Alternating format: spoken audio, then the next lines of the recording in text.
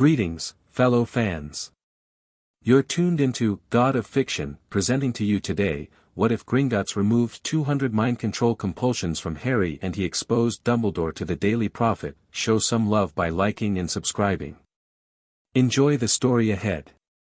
Chapter 1, The weight of what was done. The dream wasn't like the others. Harry had grown used to the bad ones, Cedric's face, the graveyard, green light splitting the dark. Those dreams had texture and smell and the particular horror of things that had actually happened. He'd learned to wake from them by grabbing the edge of his mattress and breathing until Privet Drive reasserted itself around him, the smell of Aunt Petunia's fabric softener, the distant sound of Uncle Vernon's snoring, the thin grey light of a summer morning coming through curtains that had never quite fit the window. This wasn't that. This was warm, and it smelled like old books and something floral he couldn't name, and there was a voice, a woman's voice, low and unhurried, speaking words he couldn't quite catch at the edges. Every time he turned toward the sound it shifted, like trying to look directly at a star. But the feeling it carried was unmistakable. He'd spent 14 years not knowing what it felt like to be looked after, not truly, so it took him a moment to identify it. Safe. The voice made him feel safe. And then it said his name, Harry, and pointed, the way you point at something important you need a child to notice before you disappear, and he looked where it indicated and saw a door. He woke up. The clock on his desk read 4:47 a.m. Through the window, Privet Drive was the color of old pewter, the streetlight still on, a cat sitting motionless on the Dursleys' front wall. Harry sat up and pushed his glasses onto his face, and the dream was already fading, but the direction wasn't. That was the strange part. The voice had pointed, and he still knew which way. He sat there for 60 seconds arguing with himself about it. Then he got dressed.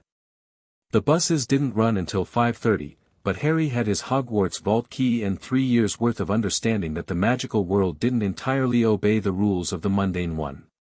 He walked 20 minutes through sleeping streets to the nearest all-night petrol station, stood under its brutal fluorescent light, and held out his arm. The purple triple-decker materialized out of nothing with its usual catastrophic bang, nearly flattening a recycling bin.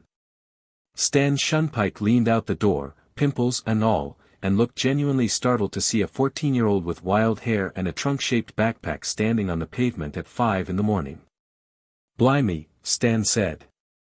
"Where you off to this hour?" "London," Harry said.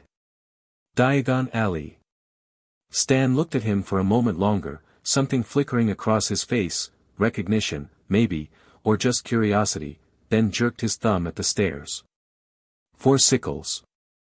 Harry paid and chose a seat near the back, which was a mistake, because the night bus moved through London with the specific goal of rearranging your internal organs, but he barely noticed. He was watching the city scroll past the smeared windows and trying to understand what he was doing. He had no rational explanation.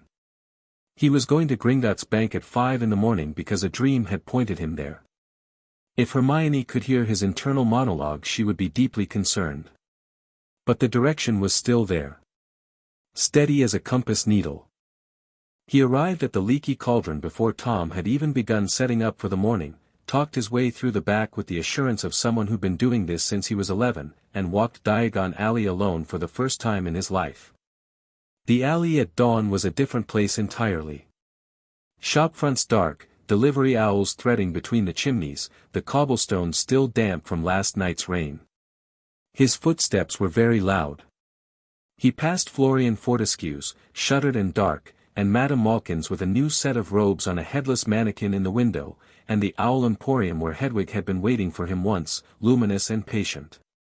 Gringotts Bank rose at the end of the street the way it always had, massive and white and faintly hostile, the kind of building that wanted you to understand from a distance that it did not require your approval to be impressive.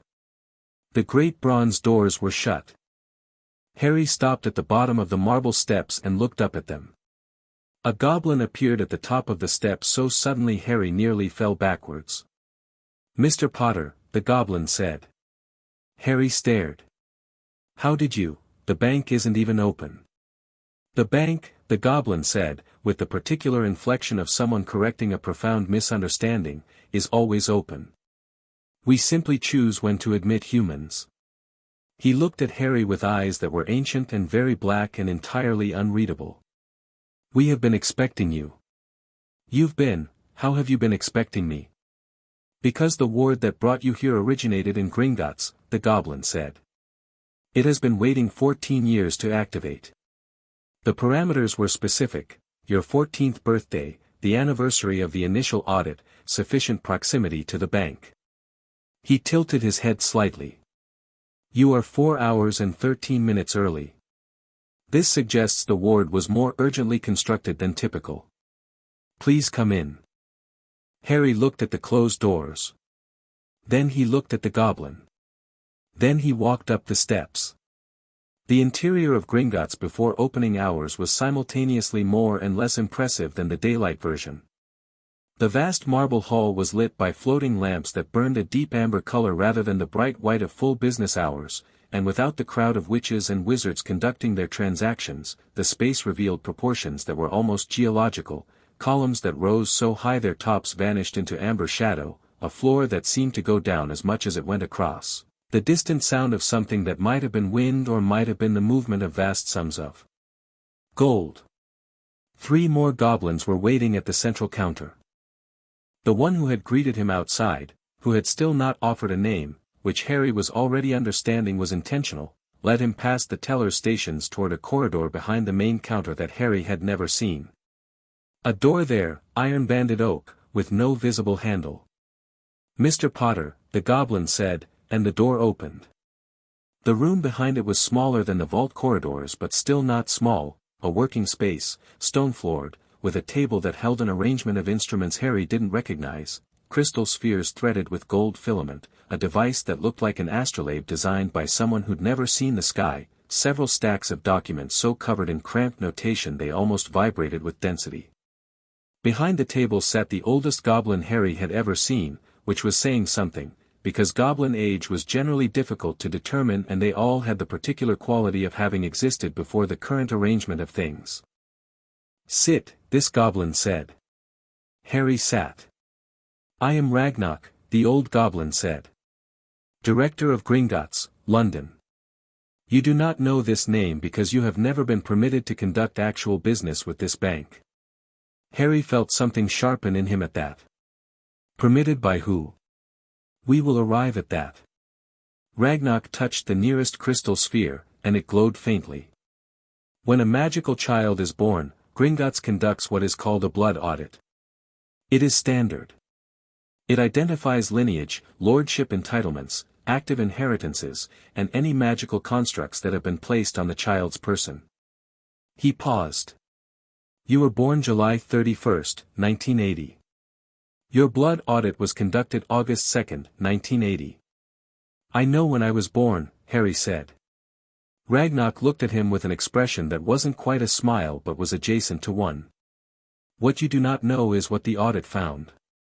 He pulled one of the document stacks toward him. The notation on the top page was in gobbledygook, dense and precise. The audit found, at 2 days of age, 11 magical constructs on your person. Several were from your parents, blessings, protections, a legacy ward from your paternal grandmother. Expected. Normal. He set the stack down. It also found 3 constructs of unknown origin. Compulsion class enchantments. Placed within the 72 hours before the audit. The amber light of the floating lamps shifted slightly, or maybe Harry's vision did. At 2 days old, Harry said slowly. Yes. Someone put compulsion charms on a 2-day-old baby. 3 compulsion charms, Ragnarok said, with the patience of someone who has prepared for this conversation being difficult, on a 2-day-old child. Our law requires us to flag such constructs in the file and to notify the account holder. In this case, the account holder at the time was your magical guardian, Albus Dumbledore, who had filed the appropriate paperwork 70 hours after your parents' deaths. Ragnarok's expression did not change, but something in his voice did. He was notified. No action was taken. The silence in the room was very complete. We conducted subsequent audits, Ragnarok continued. Standard procedure, at age 5, at age 10, and at the beginning of each Hogwarts year. Each audit found additional constructs. By your 5th birthday, the total was 19. By your 10th, 47.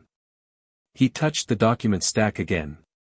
The audit conducted on September 2nd of this year, 3 days after your return to Hogwarts for your 4th year, found 217 active magical constructs on your person, of which 209 are compulsion class, loyalty binding, memory suppression, or power redirection enchantments. Harry was very still. 217, he said. Yes. On me. On you. And you're only telling me this now. We have been attempting to notify the account holder at each audit, Ragnarok said, and here, finally, was a note of something that might have been anger, banked but present, since you were 2 days old. The account holder, who remained, by filed paperwork, Albus Dumbledore, declined action at each notification. He folded his hands on the table. However, there is a provision in Gringotts law that the bank had not previously had occasion to invoke. When a magical person reaches majority of account, meaning, when they turn 14 and their own vault activity exceeds a certain threshold, guardianship over their audit file transfers to them. Not to any designated guardian. To them. Today is my birthday, Harry said. At midnight, the transfer occurred. The ward your mother wove into your blood activated. It has been dormant since 1981, coded to this exact calendar event. Ragnarok looked at him steadily. Your mother was a very gifted witch, Mr. Potter. She came to us in October 1981, when she understood the war was not going to end gently. She filed a secondary audit request for any future date on which her son might reach this provision. She paid for it in advance. A pause. She also left instructions. Harry's throat was doing something complicated. He pressed his hands flat on his thighs under the table.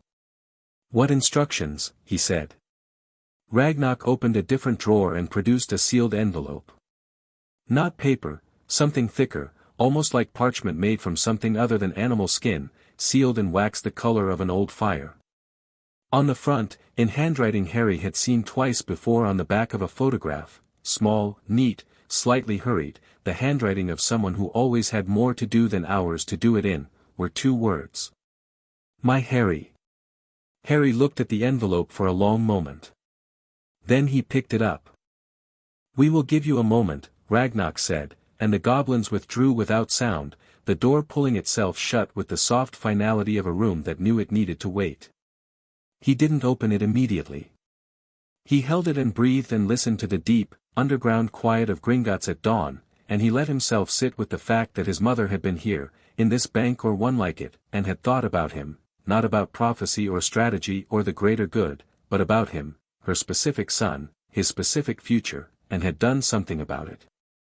When he opened the envelope, his hands were steady. The letter inside was 3 pages long and the handwriting was the same, small, neat, slightly hurried, but it changed in the last half page, got larger and less even, the way handwriting does when the person holding the pen is frightened or certain or both at once. Harry, if you're reading this, the ward worked, which means you're 14 and you're at Gringotts, and something has probably already been explained to you that made it hard to breathe. I'm sorry for that. I am so sorry I couldn't protect you from finding out this way, or from whatever made it necessary for me to build this in the first place. I'm going to tell you some things, and I need you to read them all the way through before you react, because you're my son and I know even without knowing you that you will want to react immediately and dramatically, and I love that about you, but please, just read. Your father and I learned about the compulsions in September of 1981. James found a reference in a book. He was always finding things in books that he wasn't supposed to find, and we went to Gringotts and had you audited privately. 3 compulsions, at 2 months old. We knew who had placed them. There was only one person who had been present and magical at your naming, at your hospital, at the house, only one person we had trusted completely enough that we hadn't thought to check. Your father wanted to go directly to Albus.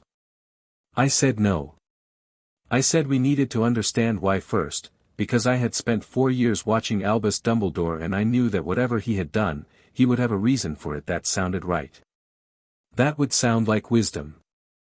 I needed to understand the reason before I was in the room with him, because Albus he is extraordinary, Harry, he is the most brilliant wizard I have ever known, and if I walked in there without a full understanding of what he had done and why, he would explain it to me and I would leave still not knowing what I actually knew. We found out 3 weeks later. The prophecy. You know about the prophecy now, I imagine, or you will soon. The compulsions were designed to suppress your power, not eliminate it, just keep it from drawing attention too early. To keep you ordinary enough to survive childhood.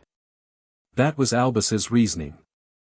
An 11-year-old boy who lit up like a magical beacon would not be safe in the war, and if you were not safe, the prophecy could not be fulfilled, and if the prophecy was not fulfilled, everything was lost. I understood his reasoning. I disagreed with it so violently that I went home and spent 2 days in our kitchen not speaking. Harry, here is what I need you to understand. Albus Dumbledore placed compulsions on my infant son without my knowledge or consent and justified it as protection.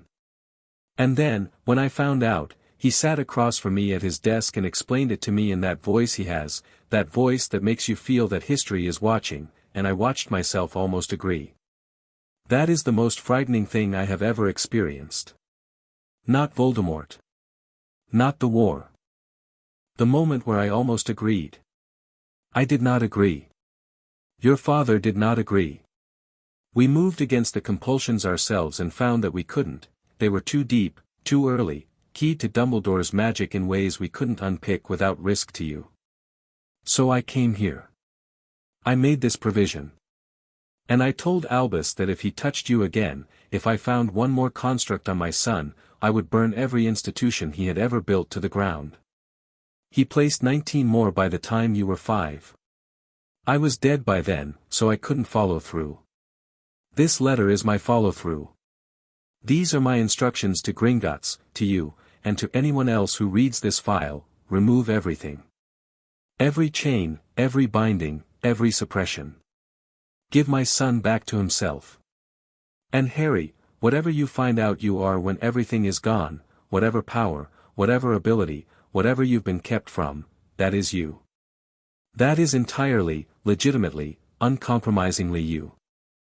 Don't let anyone tell you it's too much. Don't let anyone tell you to hide it.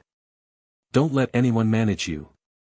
Your father would tell you to cause chaos, and he would not be wrong, but I'll say it differently: be so completely yourself that there is no room for anyone else's design. I love you. I loved you before you were born. I would have burned the world for you, and I did the next best thing instead. Mum P.S. Gringotts has the full audit report. Read it. All of it. Every single construct, its origin, its purpose, its date of placement. You deserve to know exactly what was done. P.P.S. There is a lordship vault. Your father's family has a seat on the Wizengamot. Nobody told you because nobody wanted you to have it. You're going to want it now. Harry set the letter down on the table and sat in the amberlit silence of Gringotts Bank and felt 14 years of scaffolding shift beneath him. It wasn't anger, not yet. Anger would come, he could feel it somewhere in the distance like a weather system building over the horizon, but right now there was something more fundamental. Something like the feeling of being in a room you thought you knew and then someone turns the lights on properly and you see that 2 of the walls were never really walls at all, just painted canvas someone hung there, and behind them the room goes on and on. He thought about Hogwarts. About every time he'd nearly quit, nearly walked away from the danger, and hadn't, not because of strategy, not because he'd calculated the odds, but because some voice in him had kept saying you have to, you must. He'd always thought that was courage. He'd been proud of it. He thought about Dumbledore's office, the feeling he always had in it of being both seen and managed, of being handed exactly enough information to do the right thing while never quite understanding why. He thought about the sorting hat saying not Slytherin, and the voice underneath his fear that had agreed so quickly. He thought about occlumency lessons he'd never been offered. He thought about a 2-day-old baby. He picked the letter back up and read the last paragraph again. Be so completely yourself that there is no room for anyone else's design. Ragnarok came back in at the exact moment Harry looked up from the page, with the timing of someone who had been listening, which he almost certainly had. I want to read the audit report, Harry said. All of it. And then I want you to remove every single construct. Reading the report first is wise, Ragnarok said. The removal process is not gentle. It is better to understand what is leaving before it leaves. How long does the removal take? For 217 constructs layered over 14 years. Ragnarok sat back down. It will likely render you unconscious. The duration after that is variable. We cannot tell you. Harry looked at him steadily. And if I don't do it? Just leave them in place. Ragnarok picked up the crystal sphere with the gold filament and held it out. The sphere glowed at the contact, and in the glow Harry could see threads, dozens, hundreds of them, overlapping and binding, a web so dense that at the center of it the original shape was almost indistinguishable. This is a representation of your current magical core, Ragnarok said. Mapped at last audit. He held it up so the amber light came through it. This is what has been done to you, Mr. Potter. These are not protections. These are not blessings. The weight of them, sustained over the next decade, would begin to cause permanent damage to your core architecture. Harry looked at the sphere. At the web of threads. At the shape at the center that was him, buried. Start with the report, he said. The audit report was 63 pages long, written in the precise and utterly merciless language of goblin legal documentation. A clerk brought tea that Harry didn't touch and a lamp that he adjusted twice as the morning light began to filter through some ventilation shaft somewhere and the amber of the lamps shifted toward gold. He read every page. The report was organized chronologically by date of placement, and each entry had 4 fields: the date, the nature of the construct, its intended effect, and, most damningly, its origin signature. Goblin magical forensics could identify the caster of a construct the way a wine expert identifies a vineyard. Each construct carried the signature of its maker like a fingerprint in the structure of the magic itself. The vast majority carried the same signature. By page 10 Harry had stopped being surprised by the name and started cataloging the purposes instead, because the purposes were, in a way that was somehow more disturbing than simple malice, logical. Power suppression, broad spectrum. Purpose: prevent observable magical power from exceeding age-appropriate norms. Effect: natural magical development arrested at approximately 40% of actual capacity. Social bonding compulsion, proximity-based. Purpose: increase subjects' positive social associations with specific individuals.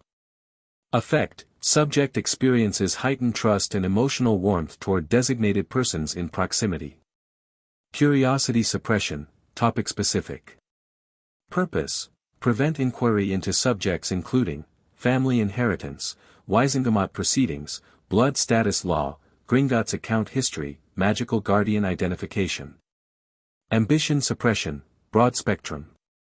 Purpose: reduce subjects' engagement with strategic self-interest. Effect: subject consistently prioritizes others' goals over personal advancement. Memory suppression, incident-specific. Purpose: prevent recall of events, redacted, see classified addendum file, during subject's infancy. That last one Harry read 3 times. Then he flagged the page and kept going. There were loyalty bindings keyed to specific people, not just Dumbledore, but others, a list of names that included some he trusted without question.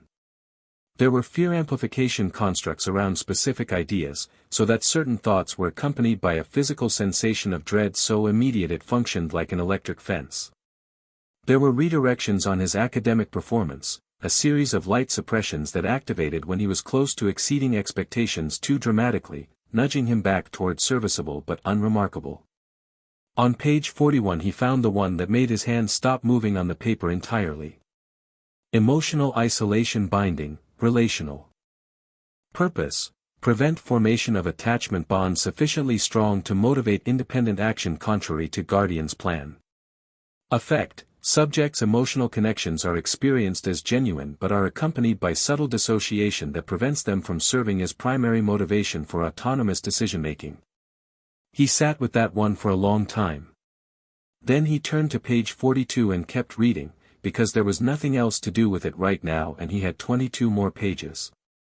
When he finally closed the report, the lamp above him had shifted from gold to the clear white of full morning, and somewhere above him, muffled by granite and marble, London was going about its business. He could hear, very faintly, the clatter of the morning rush. The tea was cold. He drank it anyway.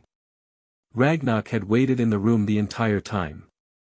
He was doing something with small pieces of what looked like mechanical clockwork, dismantling and reassembling with fingers that moved with great dexterity and great patience. He didn't look up when Harry set the report down. He waited. "The classified addendum," Harry said. "It will be available after removal," Ragnarok said. "It is sealed under the same construct that suppresses memory of the relevant events. Until the suppression is removed, reading the addendum would cause the memory suppression to activate the fear amplification binding, which would, a slight pause, result in a panic response that would prevent comprehension. We have seen this before. You've done this before." "Not at this scale," Ragnarok said. "But compulsion removal is not a new service." He set down a gear the size of a thumbnail. "Are you ready?" Harry thought about 40% of his actual magical capacity. He thought about fear fences around certain ideas. He thought about being in Dumbledore's office feeling simultaneously seen and guided, always pointed, and thinking it was wisdom. He thought about his mother in this bank in October 1981, for weeks before she died, paying in advance for this conversation. "How do you do the removal?" he asked. "There is a chamber," Ragnarok said. "Designed for this purpose.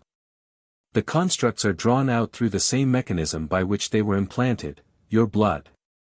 It is similar in principle to a pensieve extraction, but deeper, and covering a wider area of your magical architecture." He paused. "It is painful." "How painful?" Ragnarok looked at him with those ancient, unreadable eyes. "You will survive it," he said, and that was, Harry understood, the most honest answer he was going to get.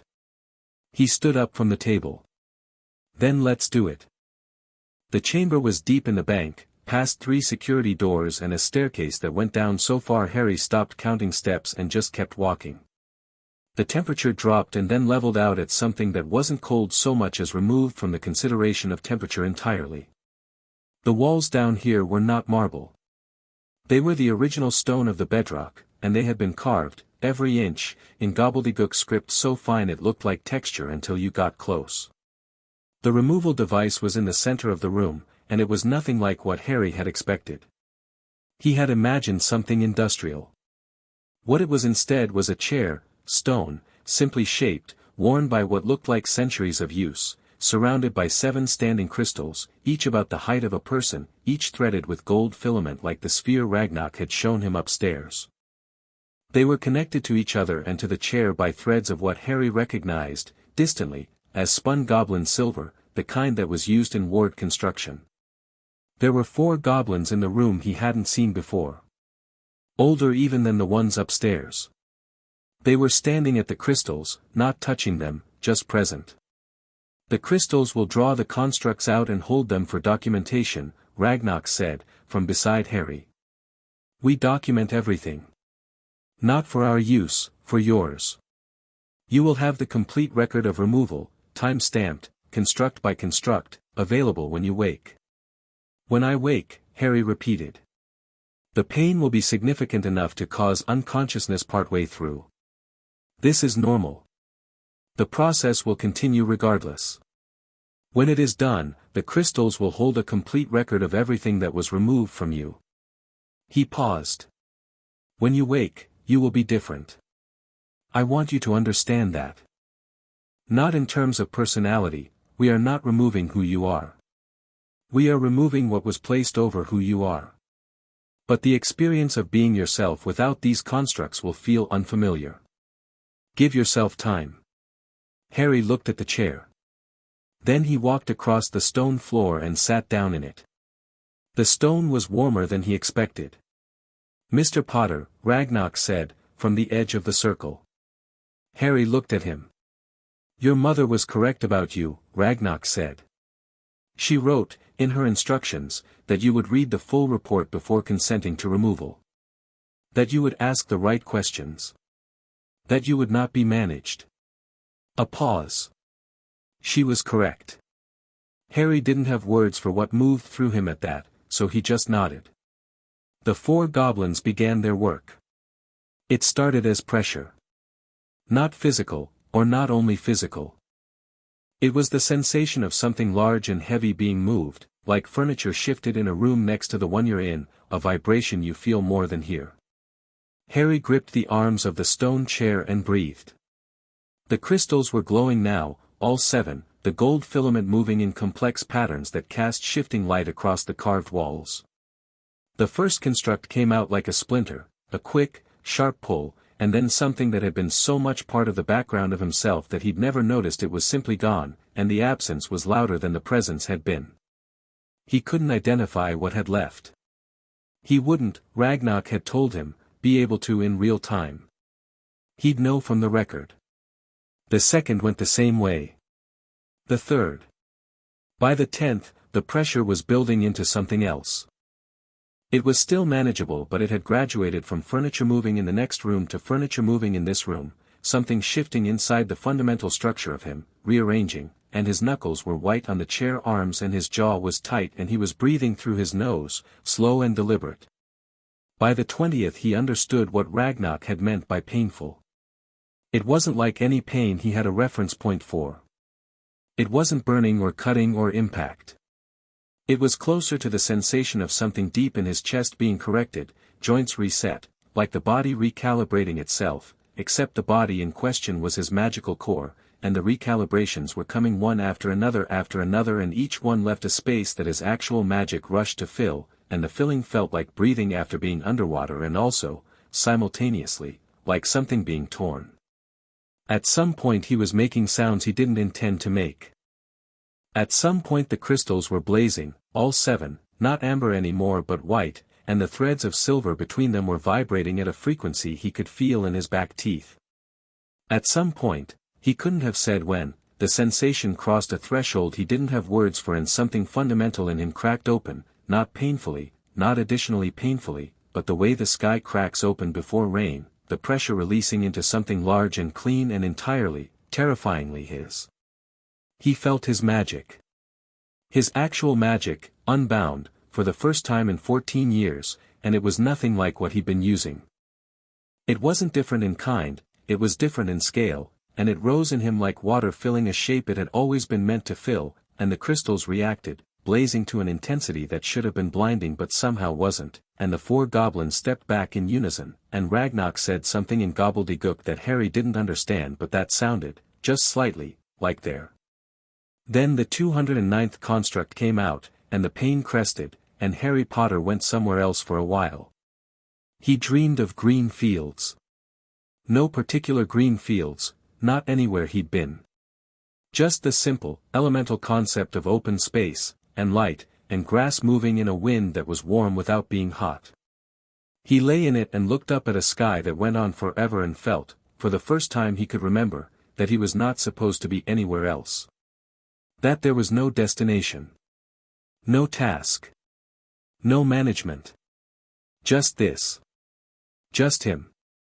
He heard a sound like the turning of pages, and he thought of his mother's letter, and he was not sad, or not only sad. He was something more complicated and more whole than just sad, a feeling that had room in it for grief and fury and a kind of fierce, grounded gratitude that he was still there to feel any of it. He woke up in a bed in the goblin healing ward, and the ceiling above him was carved stone and the light was warm and he understood immediately, not the same person who had sat down in that chair. Not different. Not changed. Just, uncovered. He lay there, completely still, and felt himself breathe, and felt his magic settle in him like something large finding its proper shape, and it was so much bigger than he'd known, so much more real, that for one vertiginous moment he was nearly frightened by it. Then he remembered his mother's handwriting, getting larger and less even in the last half page. Whatever you find out you are when everything is gone, that is you. He sat up.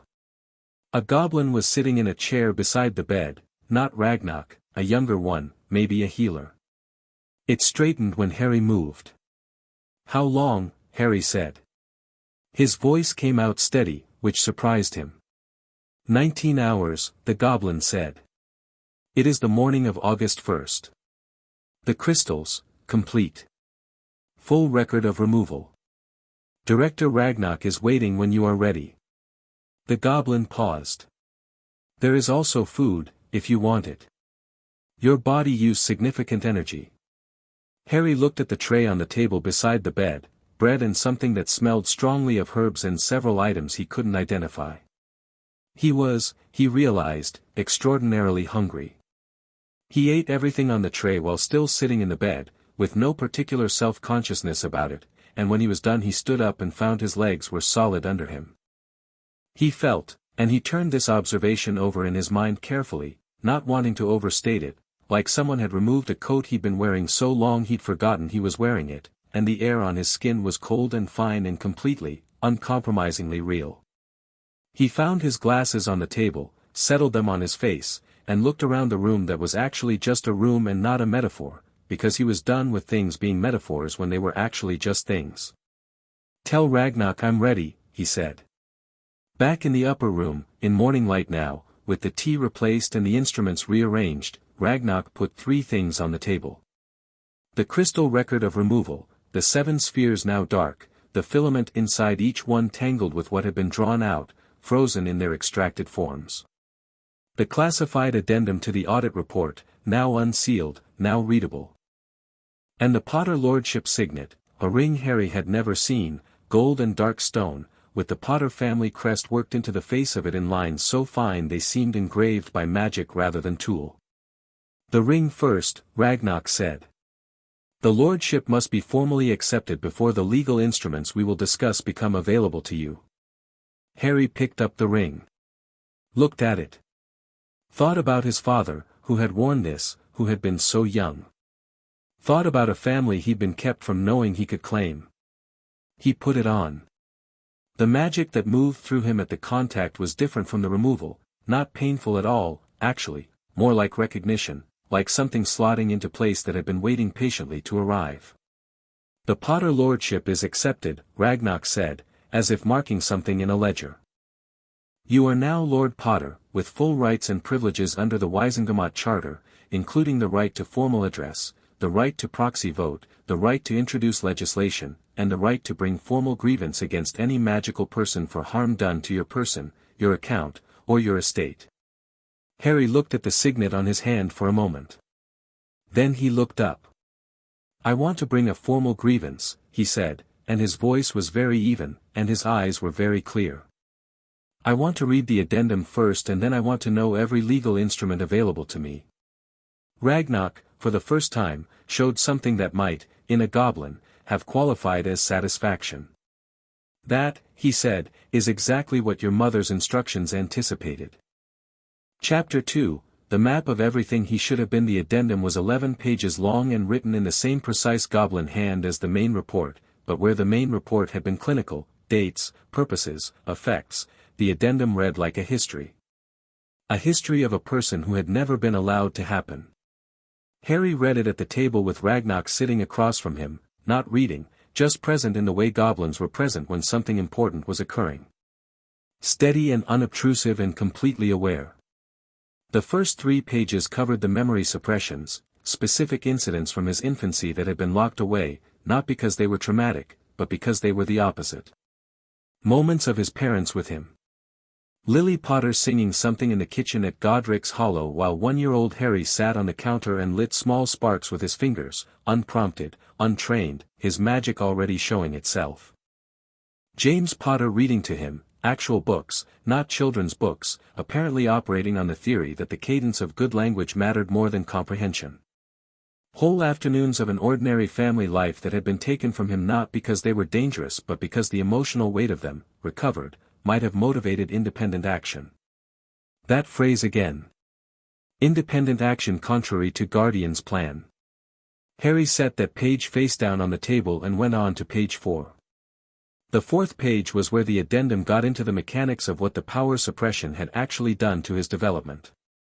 The goblin who had written this section had clearly felt strongly about it, because the language, even through the filter of formal documentation, had a temperature to it. The word unconscionable appeared twice, which Harry suspected was approximately 40 times more often than it appeared in standard goblin legal writing.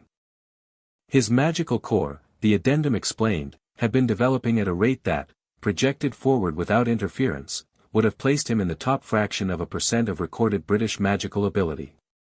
Not because of the prophecy. Not because he was chosen or destined or any of the other words people had been arranging around him since he was a year old. Because of genetics, and because of early magical expression, and because, the goblin author noted this with what read as professional respect, Lily Potter's sacrifice had done something to his core that defied standard categorization, had woven her own considerable power into the base structure of his, and the resulting architecture was unusual. 40%, he thought. I've been running at 40%. He turned the page.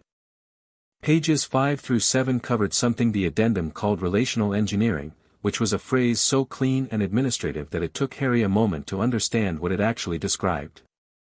It described the social bonding compulsions, not just the ones that made him trust certain people, but the ones that had shaped which relationships he formed at all. The loyalty bindings had been layered on the social compulsions in a way that created a feedback loop.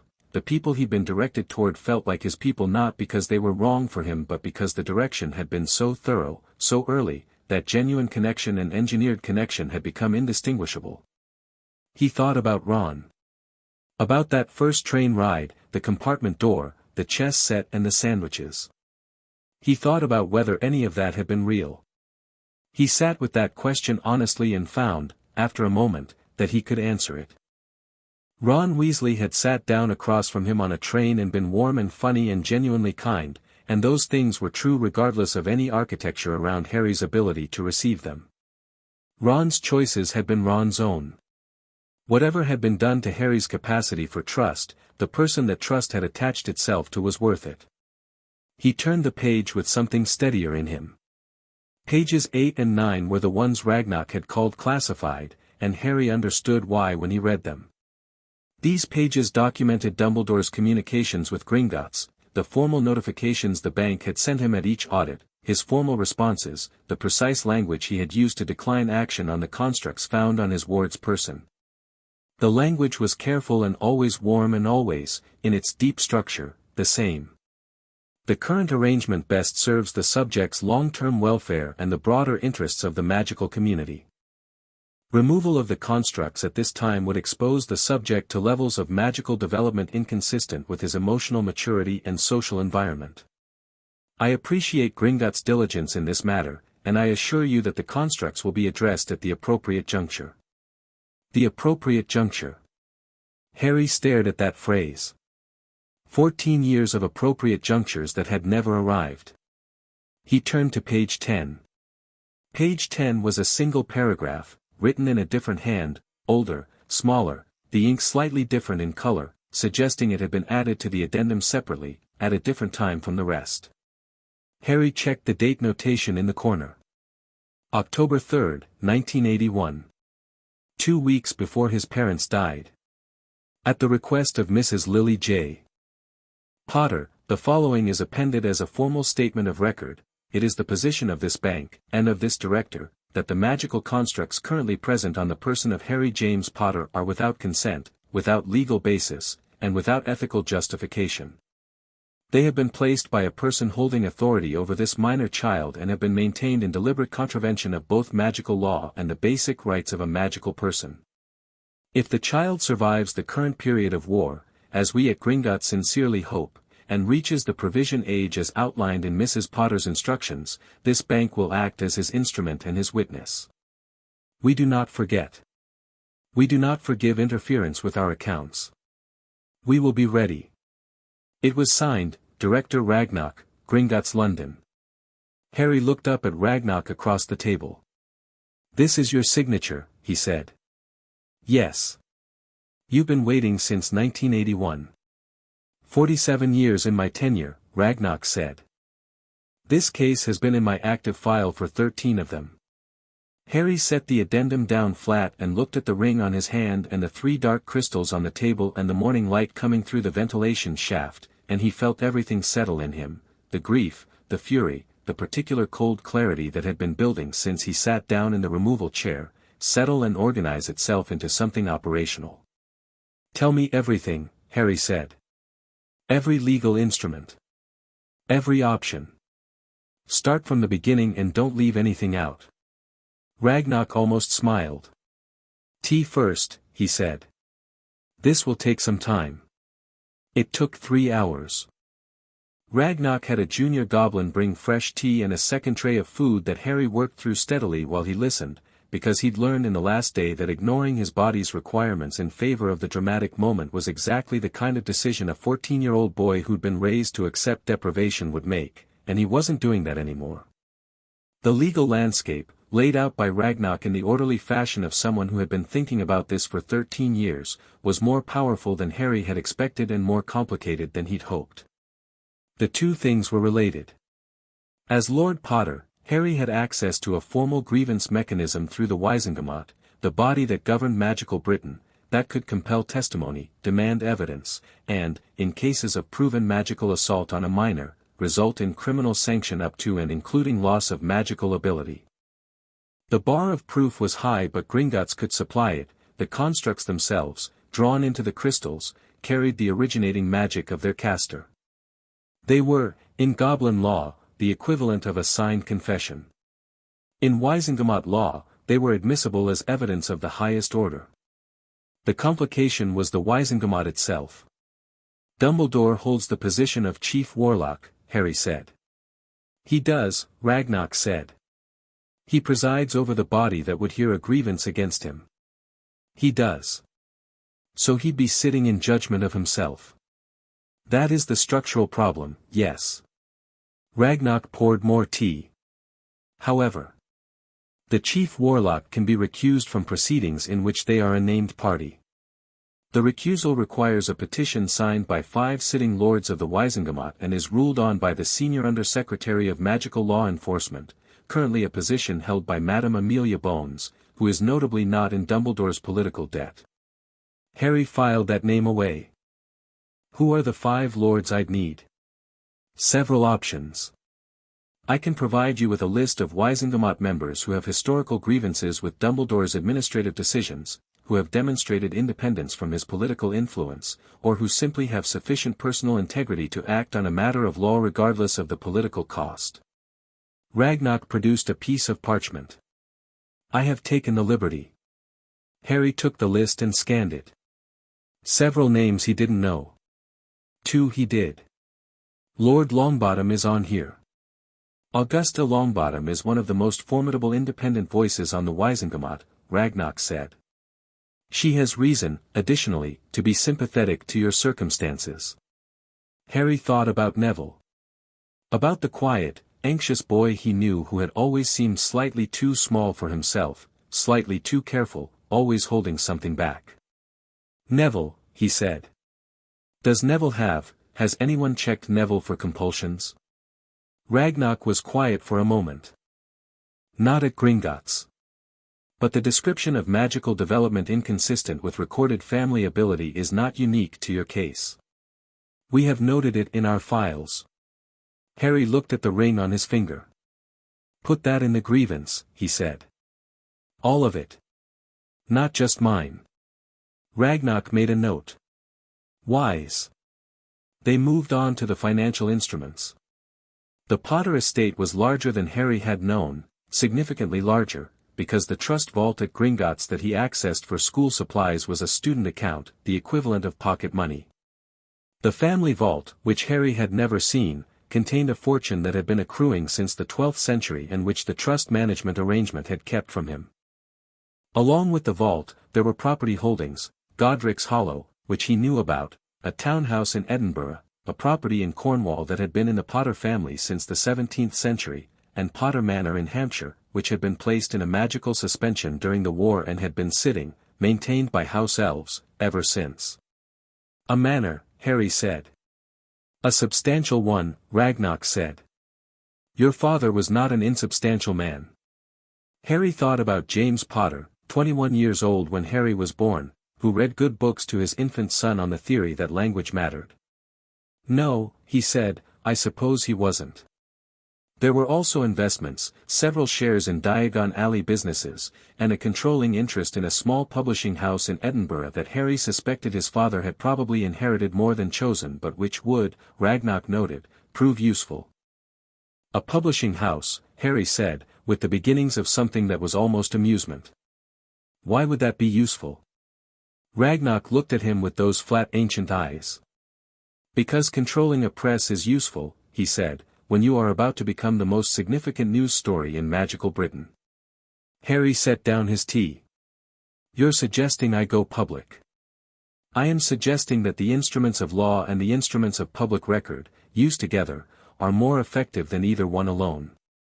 Ragnarok folded his hands. The ministry will attempt to manage this. Dumbledore has friends in every corridor. A legal grievance, filed quietly, can be quietly buried. But a legal grievance filed simultaneously with public documentation, he let that sit. You can't bury it if everyone already knows, Harry said. Precisely. Harry thought about the Daily Prophet, which he'd always dismissed as sensationalist and unreliable. He thought about what it would do to Wizarding Britain over its morning tea. Then he thought about whether he cared about the disruption, and discovered with some interest that the version of himself produced by years of ambition suppression and social engineering was no longer the one making that assessment. Who do I talk to at the Prophet? He asked. Several options. However. Ragnarok produced another document.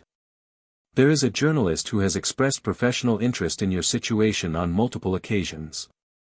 She has been discouraged from pursuing it by editorial pressure that, on examination, traces back to the same source as most of the obstacles in your path. Rita Skeeter, Harry said. A pause.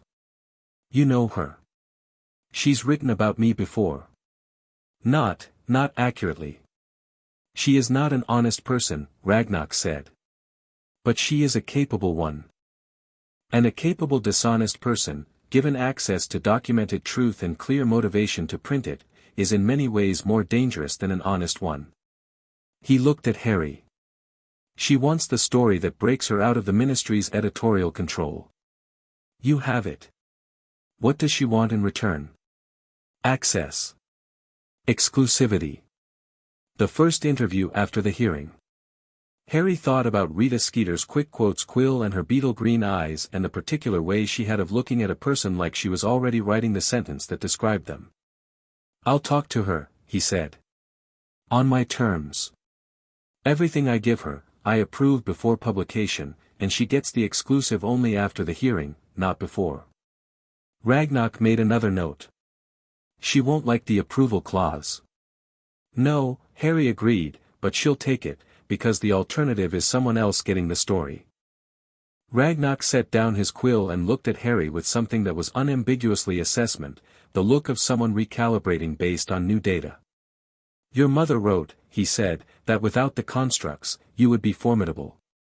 She was, as usual, correct. What else do I need to do today? Harry said. Several things, Ragnarok said. First, you should write to your allies. The people you trust, without compulsion, with clear eyes. He paused. I would recommend giving yourself time with that. The emotional isolation binding is gone, Mr. Potter. The full weight of your actual feelings about your actual relationships is available to you now. That is not a small thing. Harry nodded, acknowledging that. Second, you should visit your family vault. Not for money, for records. There are documents there that your father secured, relating to the period before your parents' deaths, that may supplement the grievance filing. What kind of documents? Letters from your father to Dumbledore, Ragnarok said quietly. Written after your mother told him about the compulsions. James Potter was not a subtle man, but he was a thorough one. He documented everything. Harry closed his eyes for 1 second. Then he opened them. And third, he said. Third, Ragnarok said, you should decide where you're going to stay.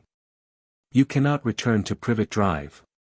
Your legal guardian, as of midnight, is no longer Albus Dumbledore, it is yourself, as Lord Potter, with full emancipation rights under magical law. And Privet Drive is a Dumbledore-controlled placement that will be the first place he looks when he realizes something has changed. Harry looked at his hands. Both of them. The ring on the right. The old lightning bolt scar on the other, which had been quiet since he sat in this room, he realized. Quieter than it had been in months. Potter Manor, he said. Ragnarok inclined his head. I anticipated that response. I have taken the liberty of notifying the house elves to prepare. The family vault was deep in the mountain, accessible by one of the minecart railways that Harry had ridden on his first visit to Gringotts 3 years ago, when everything had been new and lit from below and even the terrifying speed had been a kind of joy. This time there was no speed, the cart moved at a measured pace, lantern-lit, through tunnels that had been cut when the Romans were still organizing Britain. The vault door was not like his student vault. It was set directly into the mountain wall and it was enormous, iron and stone interworked in ways that suggested the door itself was a magical construct as much as a physical one. Ragnarok, who had come personally, pressed his palm to the stone and spoke and the door understood him. Inside, the vault was the size of a large room, and it smelled like time, the particular dry, mineral smell of somewhere very old and very sealed. There were the obvious things, gold in quantities that stopped meaning anything at a certain point, objects of evident magical significance in glass cases, books in preservation cases, a full suit of armor that was almost certainly functional. Harry looked at all of it without touching anything except the thing Ragnarok pointed him toward, a locked box on a shelf near the door, made of wood gone dark with age, with a keyhole that responded to blood. Harry pressed his thumb to it without hesitation. He was Lord Potter, the vault had accepted him, the box followed the same logic, and it opened. Inside were letters. A sheaf of them, tied with a ribbon that had once been red and was now the color of old roses. The handwriting on the top one was familiar in the way his mother's was familiar, familiar without memory, familiar from photographs and the single framed piece in the box his aunt kept at the back of her wardrobe. His father's handwriting was nothing like his mother's. It was large and slanted and moved fast across the page, the writing of someone whose thoughts outpaced his hand. The top letter was addressed to Albus Dumbledore and dated October 14, 1981. 17 days before Voldemort came to Godric's Hollow. Harry took the whole sheaf out and put them carefully in the inside pocket of his robe, against his heart. He didn't read them in the vault. He would read them later, privately, in a space where he had room for what they would make him feel. He understood about himself, from this new clear vantage point, that he needed that. He also took, on Ragnarok's direction, a second item from the vault, a pensieve, compact and travel-sized, filled with silver memories that had been sealed against interference. Your parents left memories for you, Ragnarok said, with the simplicity of someone delivering a fact. Documented memories, legally sealed, inadmissible as Wisingamot evidence because pensieves are too easily altered, but admissible as personal record. A pause. And worth watching. Harry held the pensieve in both hands and said nothing. One more thing, Ragnarok said, and produced, from somewhere in his robes, a small stone. Perfectly round, milk-white, no bigger than a marble. Your mother left this also. It is a communication stone. Its pair was, in her own possession. It will not reach her, obviously. But it was keyed to the intent of communication rather than to a specific recipient, and in the years since her death it has accumulated the intent it could not deliver.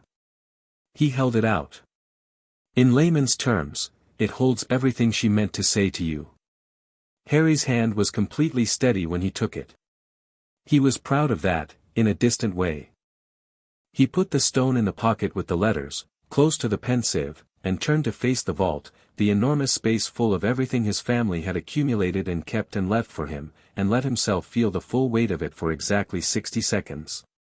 Then he tucked it away and turned to the practical work. Back in the upper room, with paper and a quill in front of him, Harry wrote 4 letters. The first was to Hermione Granger. He wrote 3 drafts before he was satisfied, because Hermione was the person who was going to have the most complicated response to what he was about to tell her, and he owed her the full truth rather than the managed version. He told her what had been found. He told her the scale of it. He told her Dumbledore's name, clearly and without softening, because Hermione deserved not to be protected from this the way he'd been protected from everything. He told her he was at Gringotts, that he was physically fine, that he was thinking clearly, more clearly than he ever had, and that he needed her to not do anything yet, because they needed to be coordinated. He told her the plan in broad strokes. He finished the letter. I know this is going to be hard to read. I know Dumbledore has been a figure of absolute authority. I'm not asking you to decide anything right now. I'm just telling you the truth because you deserve it and because you're the person I want thinking about this alongside me. He read that last paragraph back and decided it was honest enough to send. The second letter was to Ron. Significantly shorter. Ron Weasley's mind worked differently from Hermione's, and the shortest path to Ron's understanding was facts in plain language followed by what he needed to do, so that's what Harry wrote. The facts. What had been done. What was going to happen. And then, I need to know if you're with me. I already know the answer but I need to hear it from you. He'd include a note to Ginny and the twins too, once he'd spoken to Ron.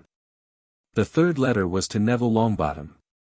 This one he wrote slowly, with care, because what he was about to suggest to Neville was going to be confronting in a different way. He told Neville about his own situation briefly, as context, and then said what Ragnarok had suggested, that Neville might want to consider his own audit, that the patterns Gringotts had noted were not unique to Harry, and that if Neville consented and if what they suspected was true, his testimony and his grandmother's would add significant weight to the grievance. He ended with, whatever you decide, I'm not going to push. This is your call entirely. But you deserve to know that the question exists. The fourth letter was the one he spent the most time on. It was addressed to Madame Amelia Bones, Director of the Department of Magical Law Enforcement, and it was formal, the formal address, the Lord Potter seal, the precise legal language that Ragnarok had coached him through. It outlined the grievance, referenced the evidence held by Gringotts, invoked the recusal procedure for the Chief Warlock, and requested a private preliminary meeting before any formal filing. At the bottom, in his own voice rather than the formal one, I am aware that this will create significant disruption. I am also aware that significant disruption is precisely what the law exists for. He folded all 4 letters, sealed them with the Potter signet. The wax took the impression cleanly, with a small surge of magic that he felt as warmth, and gave them to the Gringotts owls. Ragnarok watched the owls leave. The Ministry owl may be monitored, he noted. I know, Harry said. The letter to Madame Bones is deliberately formal enough that it reads as a standard legal approach even if intercepted. It doesn't tell them anything they won't find out at the preliminary meeting anyway. And if Dumbledore intercepts the personal letters? Ron, Hermione, and Neville don't live at Hogwarts right now. It's August. They're at home. Harry paused. I warded the letters with a personal seal that will only open to the named recipient. Goblin warding, not mine. He looked at Ragnarok. You offered. I did, Ragnarok said, with what was definitely satisfaction. By mid-afternoon Harry had done everything Ragnarok's 3-hour briefing had suggested and then some. He had reviewed the summary of legal proceedings and timelines. He had signed 3 documents that formalized his emancipation and lordship.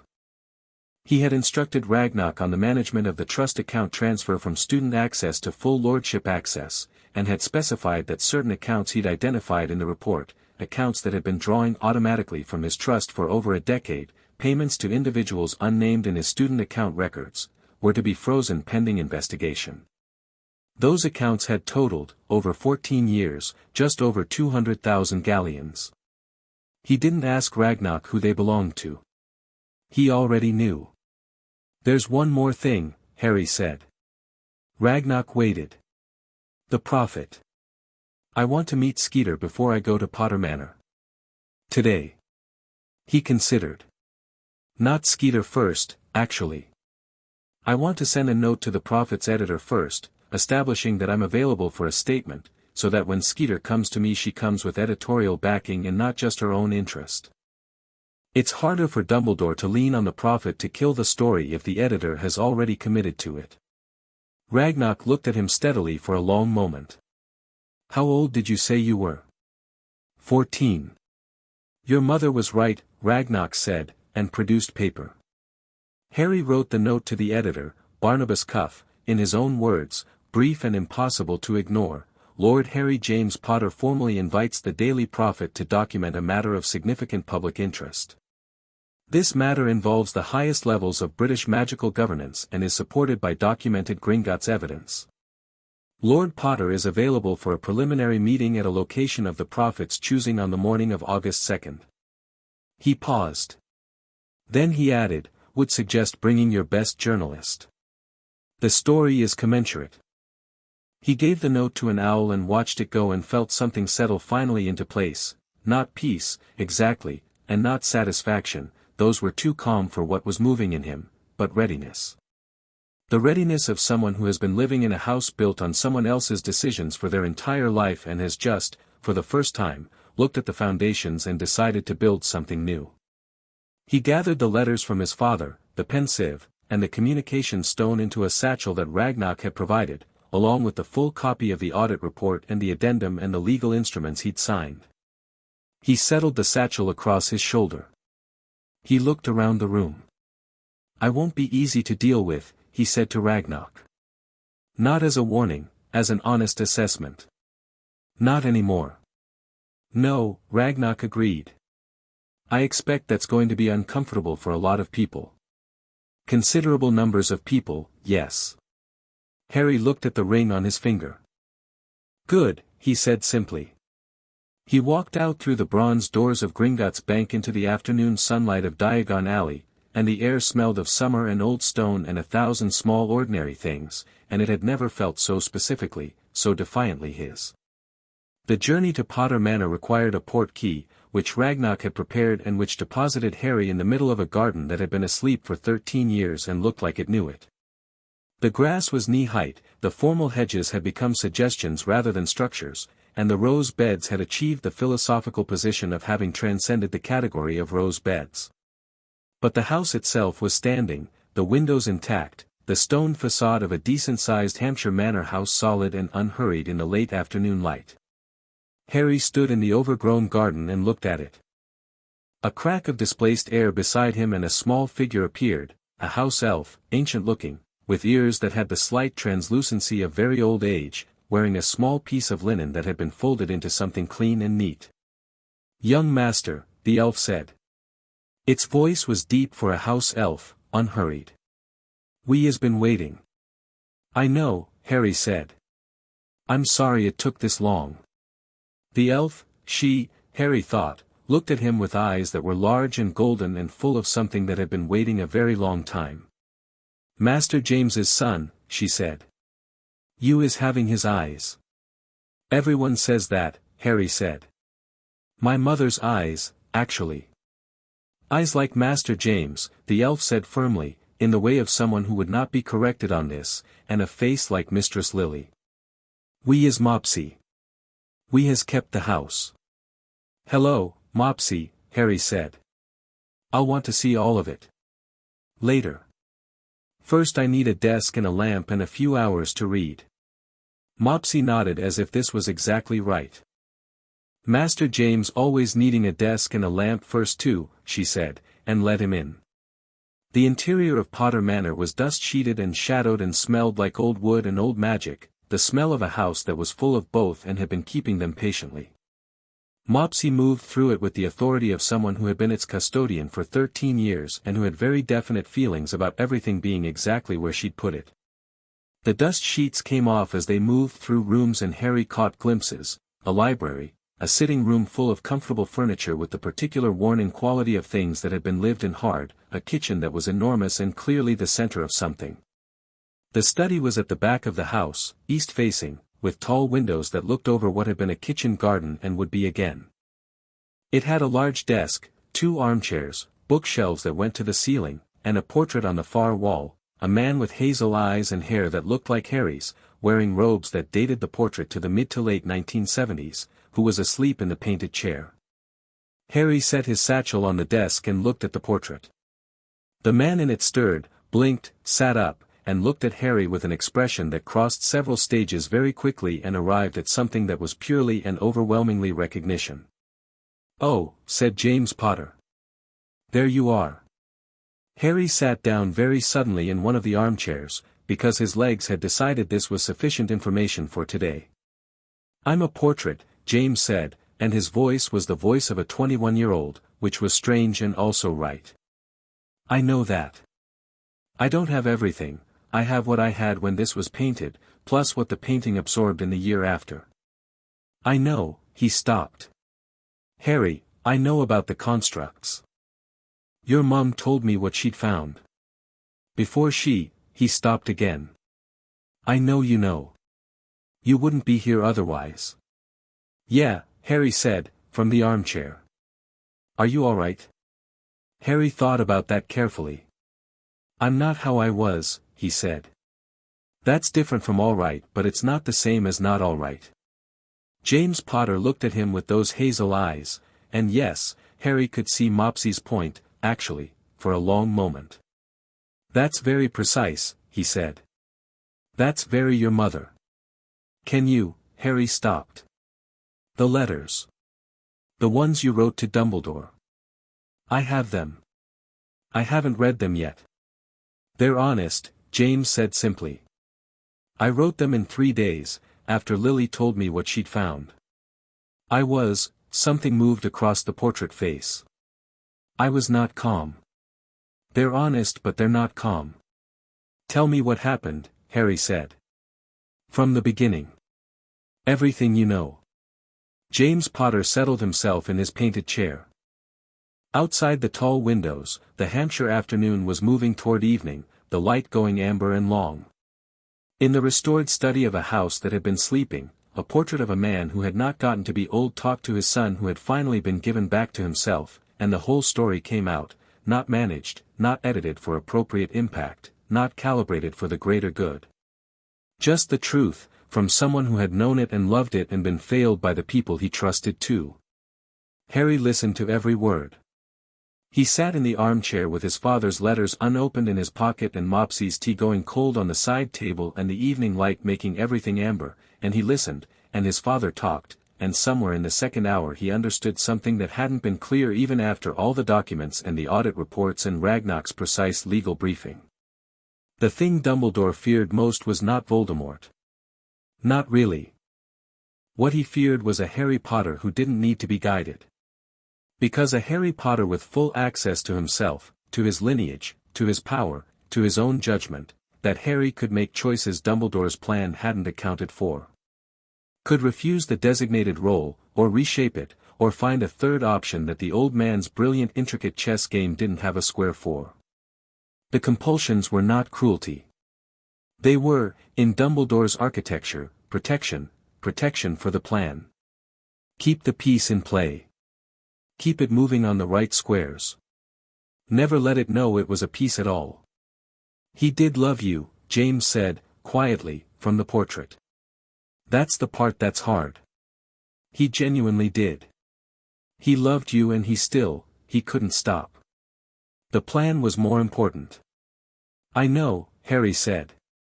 "Does that make it worse?" Harry thought about the phrase. I almost agreed. His mother in Dumbledore's office, the great man explaining himself, and the moment where she'd felt herself sliding toward understanding, and the absolute terror of that. "Yes," he said. "It makes it worse." James nodded. "It made it worse for us too." Harry sat quietly for a moment. "I'm going to take him to the Wizengamot," he said. Good. It's going to be a mess. He's going to make his case and it's going to be a good one, and people are going to want to believe him. Yes, James said, with the simplicity of someone who had known Albus Dumbledore personally. I'm going to let him make it, Harry said. And then I'm going to show them what he did. James Potter looked at his son for a long moment, this boy he'd never gotten to know, who had his eyes and his mother's face and clearly something of both their minds, and something moved across the portrait face that was larger and quieter than pride. Your mum would, he started. I know, Harry said, and there was nothing else that needed to be said about it. He pulled the letters out of his pocket and set them on the desk in front of him, the ribbon faded rose pink, the handwriting large and slanted and fast. He untied the ribbon carefully. Outside, the last of the evening light went amber and then rose, and Potter Manor settled gently around its new occupant the way a house does when it recognizes that whoever is home is exactly where they ought to be.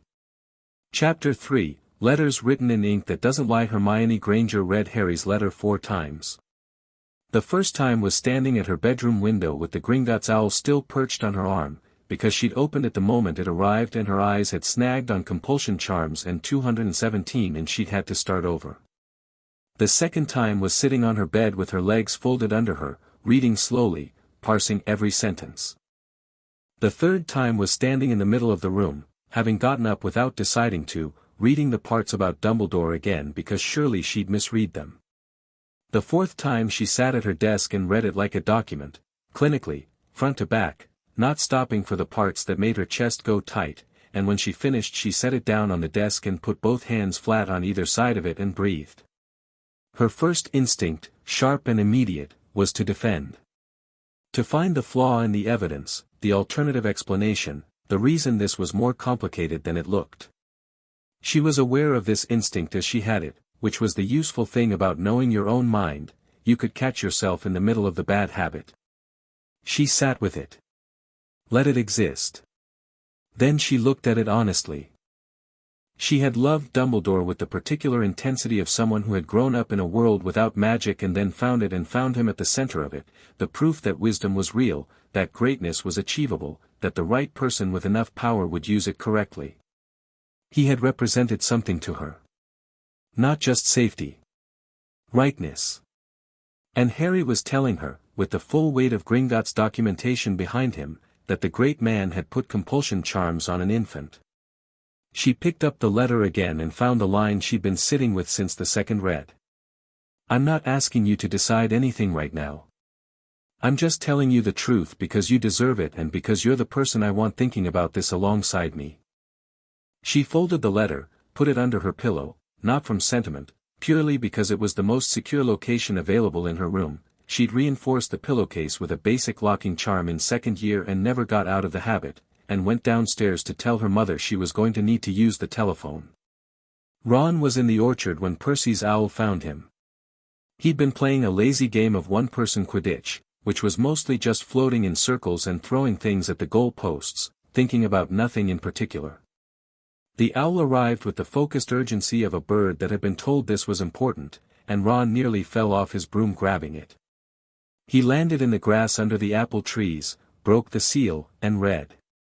He read it once, in full. Then he said, very loudly, several words that caused a nearby gnome to reverse direction and flee into the hedge. He read it again. The part about the compulsions. The part about 209 constructs over 14 years. The part about Dumbledore's name on the audit report, signed in 3 places, declining action. He sat down in the grass with his broom across his lap. Here was the thing about Ron Weasley, he was not, as Hermione occasionally implied, slow. He was deliberate. He didn't rush his thinking, which was different, and he didn't torture himself with what he wished were true when what was true was right there in front of him. Harry's letter said what had been done to his best friend and it said who had done it and the evidence was documented at Gringotts, and Ron had grown up in a family of 6 children being raised by 2 people who'd been on the right side of a war, and he understood, bone deep, what it meant when the person you trusted most had been treating you as an instrument. He understood it in his body before he understood it in his head. The fury came first and was uncomplicated. He was on his feet and moving toward the house before he'd consciously decided to move, and he was up the stairs and at Fred and George's door in 40 seconds, which was faster than the stairs usually permitted. He knocked twice and went in without waiting. Fred was lying on his bed reading a catalog. George was modifying something small and suspicious at his desk. They both looked up. "Harry's been compulsion charmed since he was 2 days old," Ron said. "By Dumbledore. Over 200 constructs removed at Gringotts yesterday. He's filing a Wisengamot grievance. He needs our family's support and he wanted me to tell you myself." Fred sat up. George put down what he was holding. There was a very short silence of the kind that happens when information lands cleanly and immediately. "Right," Fred said. "Obviously," George said. Ron exhaled. "I'm going to write back now. Mum's going to be, Mum," Fred said, getting up, "is going to need to hear this from Dad first." He looked at George. "Dad's at the ministry." "Not anymore, it's Saturday," George said. "He's in the shed." He was already moving toward the door. "I'll get him." Ron went to find parchment. Harry was in the study with his father's letters spread across the desk and an empty breakfast tray pushed to one side when the first reply arrived. The owl was Hermione's, a small and extremely purposeful creature called Aurelius that she'd acquired in third year on the grounds that Crookshanks, while magnificent, was not technically a post animal. Aurelius landed on the windowsill with the dignity of a bird who had flown fast and wasn't going to be apologetic about it. Harry untied the letter and the owl helped itself to water from a glass on the desk, which Harry was fairly sure was intentional. Hermione's reply was 3 pages long, which was Hermione for "I have feelings about this." He read it without rushing. She didn't start with Dumbledore. She started with him, a page of questions about his physical state, the removal process, whether the goblin healers had cleared him, whether he'd eaten, whether he'd slept. They were practical questions but they were Hermione's way of saying something she'd get to on page 2, which was that she was frightened for him and this was the form that took. Page 2 was where she worked through it. He could see the argument and the counter-argument happening in real time, the handwriting changing pace as her thinking shifted. She wasn't defending Dumbledore, she was being honest about the process of not defending him, which was harder and more real and exactly what he'd expected of her. Page 3 was short. "I believe you. I believe the evidence. I don't know how to hold this yet but I know which side I'm on and I know it before I've finished figuring out the rest. Tell me what you need."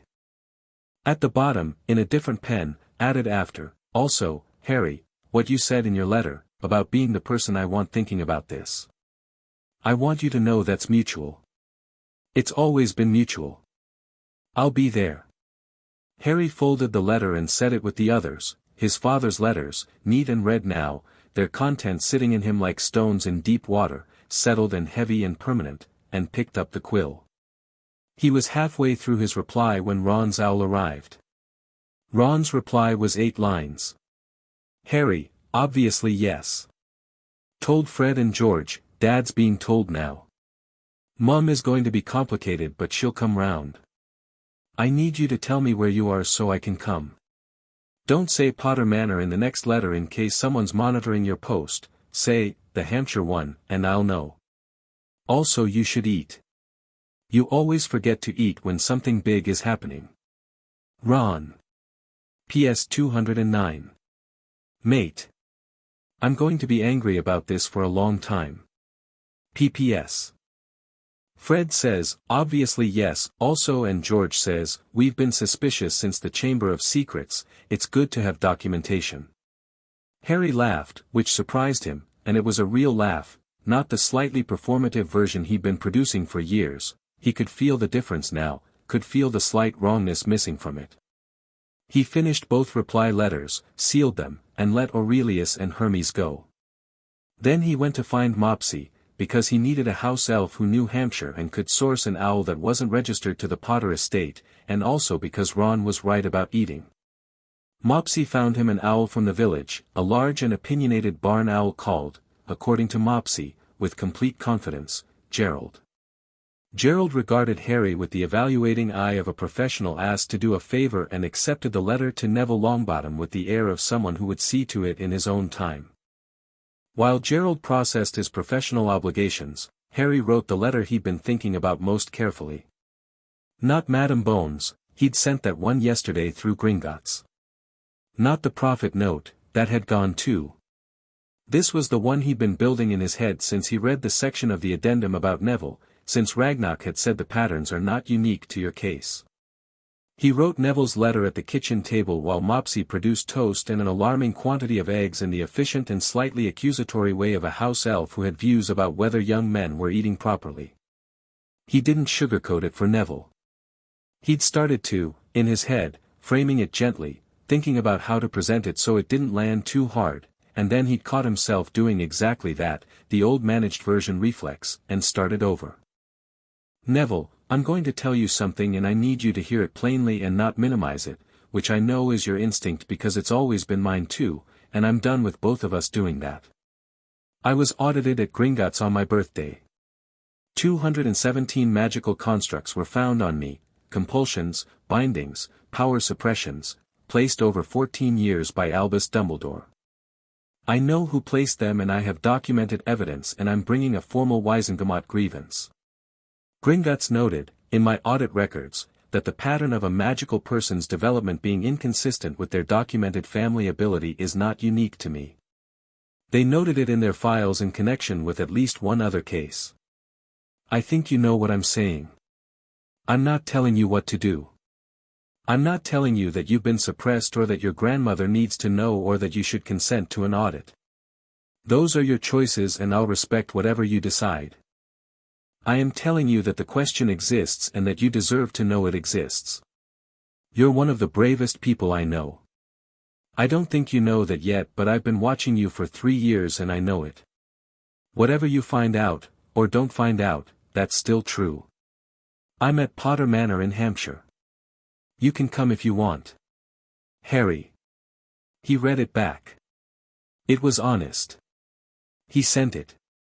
Gerald returned at mid-morning with 2 replies. He'd apparently gone to Hermione's as well, on his own initiative, which suggested Gerald had opinions about efficiency. Hermione's second letter confirmed she was coming, provided a detailed list of questions for Ragnarok, requested the full audit report if Harry could get a copy to her before the meeting with Amelia Bones, and mentioned that she'd been doing research and had found 3 precedents for Wizengamot criminal proceedings against a sitting chief warlock, all of which had ended in conviction, none of which had been as well documented as this case. He smiled at the detail. Hermione had been up since before dawn doing case law. Neville's reply came on a different parchment, heavier and cream-colored, the Longbottom family stationery. Harry, I read your letter twice. Then I went and sat in the garden for a while and Gran came out and found me and she already knew, or she'd suspected, which is not the same thing but is close enough that it felt like the floor dropped out.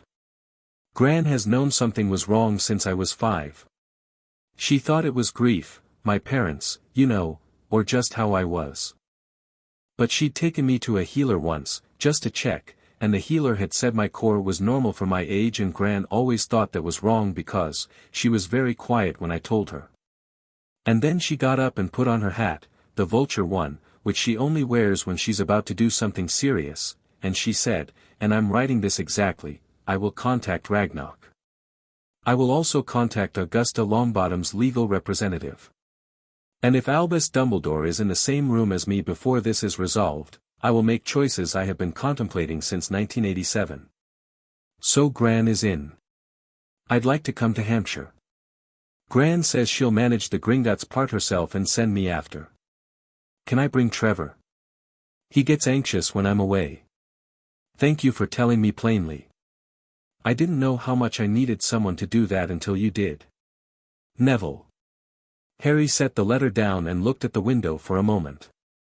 Then he started preparing the guest rooms. The meeting with Rita Skeeter happened at a cafe in Muggle London, which had been Harry's suggestion and which Skeeter had accepted with the specific grace of someone who understood why they weren't being invited somewhere comfortable. She arrived 3 minutes early, which told Harry something. She was wearing Muggle clothes that she'd assembled with the faint incorrectness of someone who didn't usually bother, the colors right, the cut slightly off, like she'd identified the category of smart casual without quite inhabiting it. Her quick quotes quill was in her bag and she didn't take it out, which was conspicuous in its own way. Harry was already there. He'd been there 20 minutes early, had arranged himself at a corner table with sight lines to the door and the back exit, and had ordered coffee he was only drinking because it gave him something to do with his hands. She sat down across from him and looked at him. He looked back. There was a moment of recalibration, he thought. Rita Skeeter had written about him before, had looked at him before, and had produced a specific construction of Harry Potter for her readership, the fragile celebrity, the troubled youth, the tragic boy hero, whatever the current narrative required. She was doing something with what she found in front of her now that clearly wasn't matching that file. Lord Potter, she said, testing the title. Ms. Skeeter, Harry said. She smiled, a sharp and genuine one, not the public-facing version. You're different, she said. I'll explain why, and you'll be able to report it. The note to Barnabas, she said. That was clever. Getting editorial commitment before you approached me specifically. I didn't want you coming to this with something to prove, Harry said. I wanted you coming with a guaranteed front page.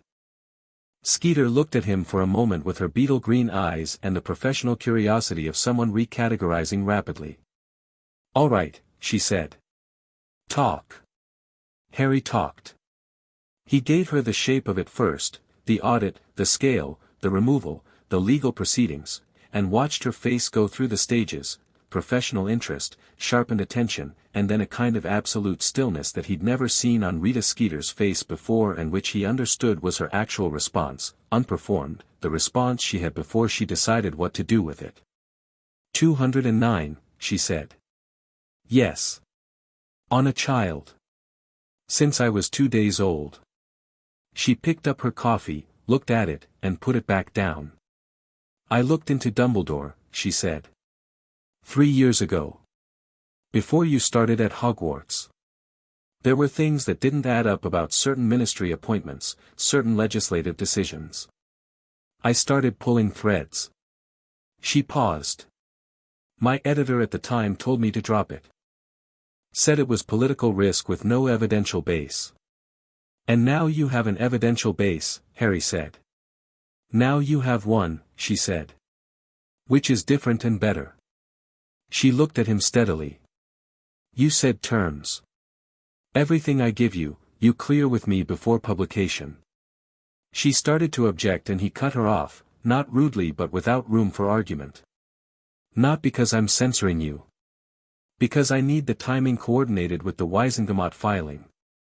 If you break the story before the grievance is formally recorded, Dumbledore's people at the ministry have time to maneuver.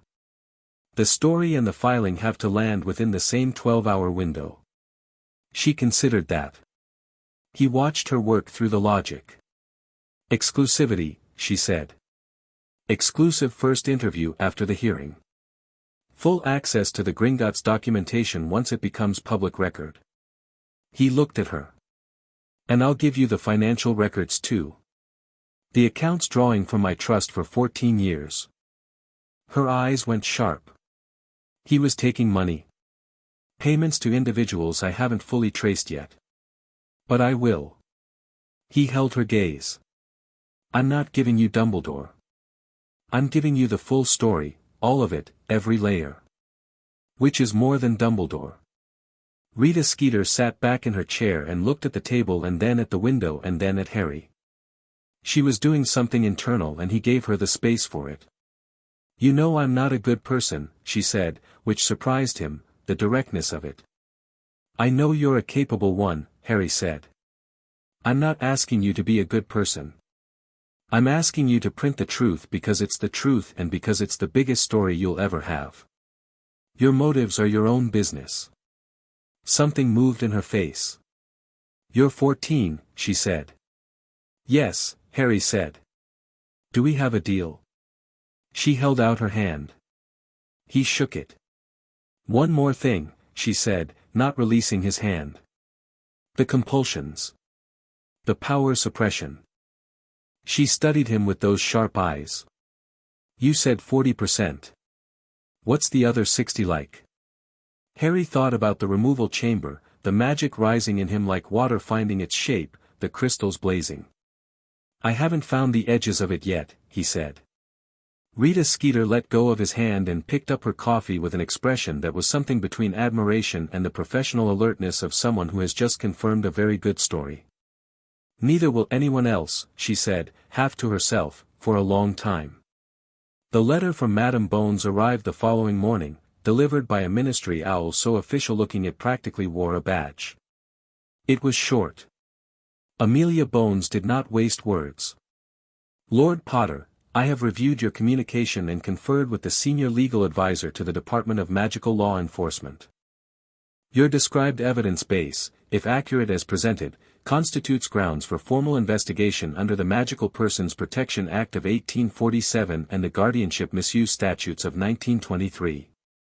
I am prepared to meet privately before any formal filing. I will bring no support staff. My home address is provided below. Wednesday, 10 a.m. A. Bones, Director, DMLE. P.S. Your discretion in approaching through proper legal channels rather than through the press first has been noted and is appreciated. It suggests you understand how these things work, which is more than I can say for most people who come to me with grievances against senior figures. I look forward to meeting you. Harry read it twice, then handed it across the breakfast table to Hermione, who had arrived the night before with 2 bags, a complete copy of Wisengamot Proceedings, Historical Analysis, and the expression of someone who had been doing research since the letter arrived and was not going to stop any time soon. She read it, and he watched her face settle into the focused, precise expression she got when a puzzle revealed an additional dimension. She's smart, Hermione said. Very. The PS is her telling you she's not going to be managed. I know. She's also telling you she's going to bring more than she says to the meeting. Hermione set the letter down. Not maliciously. Professionally. She'll have her own case law and precedents and she'll want to see if yours matches. Then I'll bring you, Harry said. Hermione looked up. She said no support staff. She said she'd bring no support staff. She said nothing about me. He reached for the toast. Come as my legal researcher. Not my friend, my researcher. You don't have to pretend you're not both. Hermione considered this for precisely 4 seconds. I'll need to review those 3 precedents more thoroughly. You've already reviewed them. More thoroughly than that. Ron came in from the garden where he'd been doing aggressive Quidditch drills that Harry suspected were his way of processing the ongoing fury he'd been carrying since he arrived. Ron didn't talk through things so much as he physically worked through them, and the lawn behind Potter Manor had acquired several new divots in the last 12 hours. He looked at the letter on the table and grabbed it. Read it. Wednesday, he said. Wednesday, Harry confirmed. What do we do until Wednesday? Harry thought about the pensieve in his room, the sealed memories he hadn't opened yet. About the communication stone, warm in his pocket. About James Potter's portrait in the study and the conversations they'd been having in the evenings, his father talking about magic and law and the architecture of the world, filling in the gaps of a childhood they'd both been robbed of. About the patrol he'd started, quietly, of the wards on the manor, learning their structure, testing his magic against them, understanding, for the first time without artificial ceiling, what he was actually capable of. We prepare, Harry said. Hermione's on the legal research. Ron, I need you on the financial records.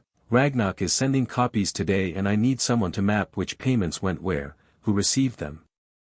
I'm not Hermione, Ron said. I know. But you're better at pattern recognition than you think, and you're going to be looking for something specific. He paused. Look for payments that correlate with dates in my audit report. Any construct that was placed, cross-reference the date with an outgoing payment from my trust. Ron's jaw tightened. You think people were paid to, I think the compulsions didn't always place themselves, Harry said. Dumbledore didn't do all of this alone. He couldn't have. He's at Hogwarts most of the year and some of these placements they required physical proximity. He let that sit. I want to know who else was in the room. Silence in the kitchen. Outside, a bird was doing something emphatic in the garden. Right, Ron said, quietly, with the particular quietness that meant the fury had just gotten colder and more focused. Neville arrived that afternoon, carrying Trevor with the apologetic air of someone who is aware that a toad is not everyone's choice of travel companion and had made peace with this. He looked, Harry thought, like someone who had received a significant blow and was still processing which way he was going to fall. Harry met him at the door and didn't say anything complicated. Guest room's the second on the left, he said. Tea's on. We'll talk whenever you're ready. Neville exhaled. Gran's booked in with Gringotts for Thursday, he said. She wouldn't let me be there. Said it was her job to handle he stopped. She was crying when I left. I've never seen her cry. Harry nodded. She said, Neville looked at the doorframe. She said she'd spent 10 years thinking I was less than I should be and she was apologizing to me, Harry. My Gran was apologizing. She didn't know, Harry said. She should have. A pause. I should have. There were 200 constructs keeping you from knowing, Harry said. Stop that. Neville looked at him. Something shifted in his face, something that had been sitting there for years, that anxious provisional quality, shifted a fraction. I'll go find the tea, he said. Wednesday came with a grey Hampshire morning and the kind of quiet that meant rain was considering its options. They went by Flo. Madam Bones had included the address, a house in Wiltshire that managed to be both modest and immovable in its solidity, the house of someone who valued function over impression. The garden was immaculate. The knocker was in the shape of a set of scales. Amelia Bones opened the door herself, which told Harry she'd taken her own advice about support staff seriously. She was a heavy-set witch in her mid-50s, grey at the temples, with the particular bearing of someone who has been in positions of authority for long enough that it stopped being something they performed and became something they simply were. She looked at Harry with eyes that were professionally neutral and personally assessing. She looked at Hermione. Legal researcher, she said. Hermione Granger, Hermione said. Third-ranked academically in our year at Hogwarts, currently conducting research into Wisengamot precedents as they apply to, I know who you are, Miss Granger, Bones said. I've been keeping an eye on several students with exceptional profiles. Come in. The sitting room was full of books and exactly one personal photograph, which showed a younger Amelia Bones with a red-haired girl of about 8 who Harry placed immediately, with the particular weight of recognition that came from the audit report. Susan Bones. Her niece. Killed in the last war. He filed that. He understood something about Amelia Bones that the documents alone hadn't conveyed. They sat down and Bones produced tea without ceremony and looked at Harry across the table. Show me, she said. Harry opened the satchel and placed the documents on the table, one after another. The full audit report. The addendum. The crystal record of removal, dark now, inert, the constructs frozen in the filament. The signed emancipation and lordship documents. The financial records, which Ron had spent 2 days mapping and which showed, in clean columns, 14 years of payments correlating exactly with 14 years of construct placement. Bones picked up each item in turn. She read with the speed of someone who reads a great deal of dense material professionally, which meant she read very fast and paused at the right places. She did not speak for 45 minutes. Hermione sat very still beside Harry, which was her self-control at full capacity. When Bones set down the last document she picked up her tea, which was cold, and drank it anyway, which Harry suspected she didn't notice. The financial records, she said. Cross-referenced with the audit report, Harry said. Every construct placement corresponds with a payment from my trust to one of 6 accounts. Ragnarok has identified 3 of the 6 account holders. The other 3 are under investigation. Who are the 3 identified? Harry said the names quietly. Bones set her cup down with the very specific care of someone preventing themselves from doing something more forceful. I see, she said. The grievance, Harry said. How do we make it impossible to bury? You can't make it impossible, Bones said. You can make it very difficult. She was already thinking, her eyes slightly unfocused in the way of someone running through options. The recusal petition needs 5 signatures. I can get you 2 independently. She looked at Harry. You have Augusta Longbottom. Yes. That's 3. I need to make some calls. She stood up, automatically, then sat back down. You said you were coordinating with the press. The story runs the morning of the filing, Harry said. Not before. Bones looked at him steadily. Who's the journalist? Rita Skeeter. A pause. You trust her? No, Harry said. She's got the editorial commitment of the Prophet, the exclusive, and my approval on every word before it runs. I don't need to trust her. I need her to want the story more than she wants to be manageable. Bones made a sound that was somewhere between a laugh and an acknowledgement. That sound, she said. That's very sound, actually. She looked at the documents again. The Chief Warlock recusal will take 5 days minimum from filing. During those 5 days, Dumbledore will know what's happening and will have the opportunity to. I know, Harry said. I want him to know. Both Bones and Hermione looked at him. He's going to find out regardless, Harry said. The question is whether he finds out from me first or from a ministry leak. If he finds out from me first, he has the dignity of knowing I looked him in the eye.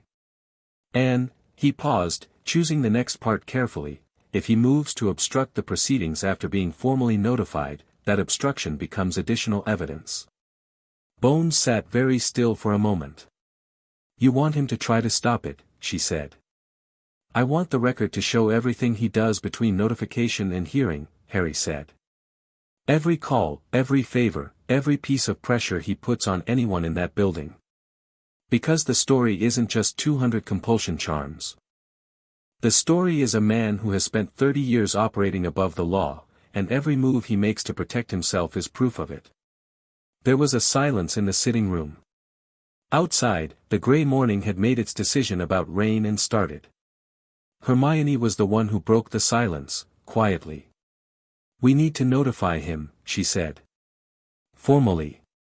On record. So it's documented. I'll write the letter tonight, Harry said. Bones looked at him across the table for a long moment. She had the expression of someone recalibrating at speed, the same expression Ragnarok had had, the same one Rita Skeeter had had. Harry was getting used to it. Lord Potter, she said. I have been in this building for 23 years.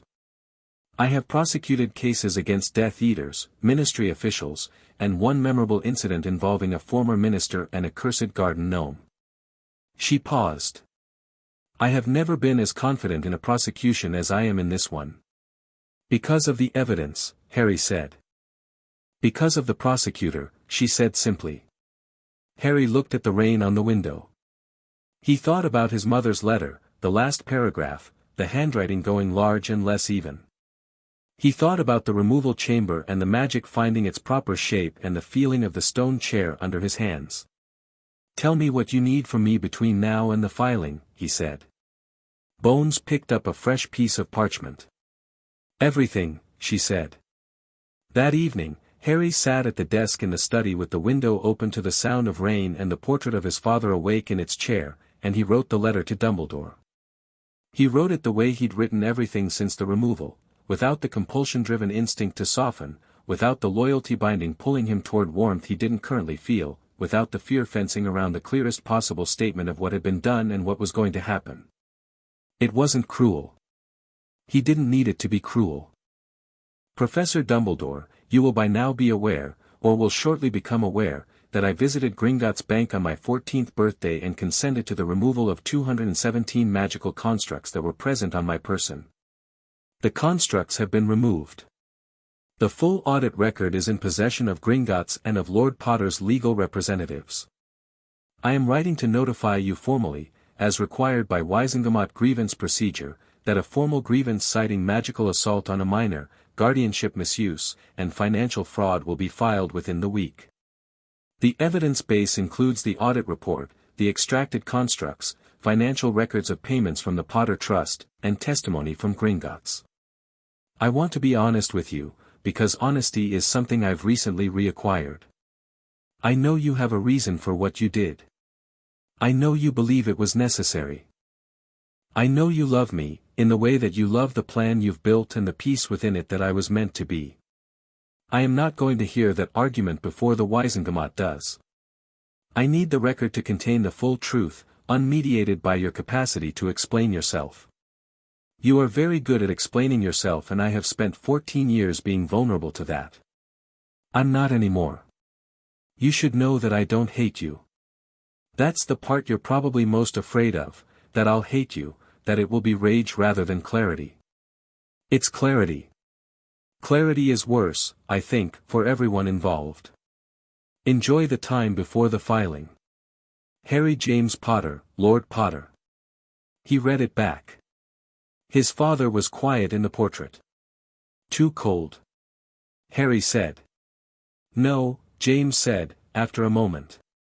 Honest. It's just honest. A pause. He'll come. I know.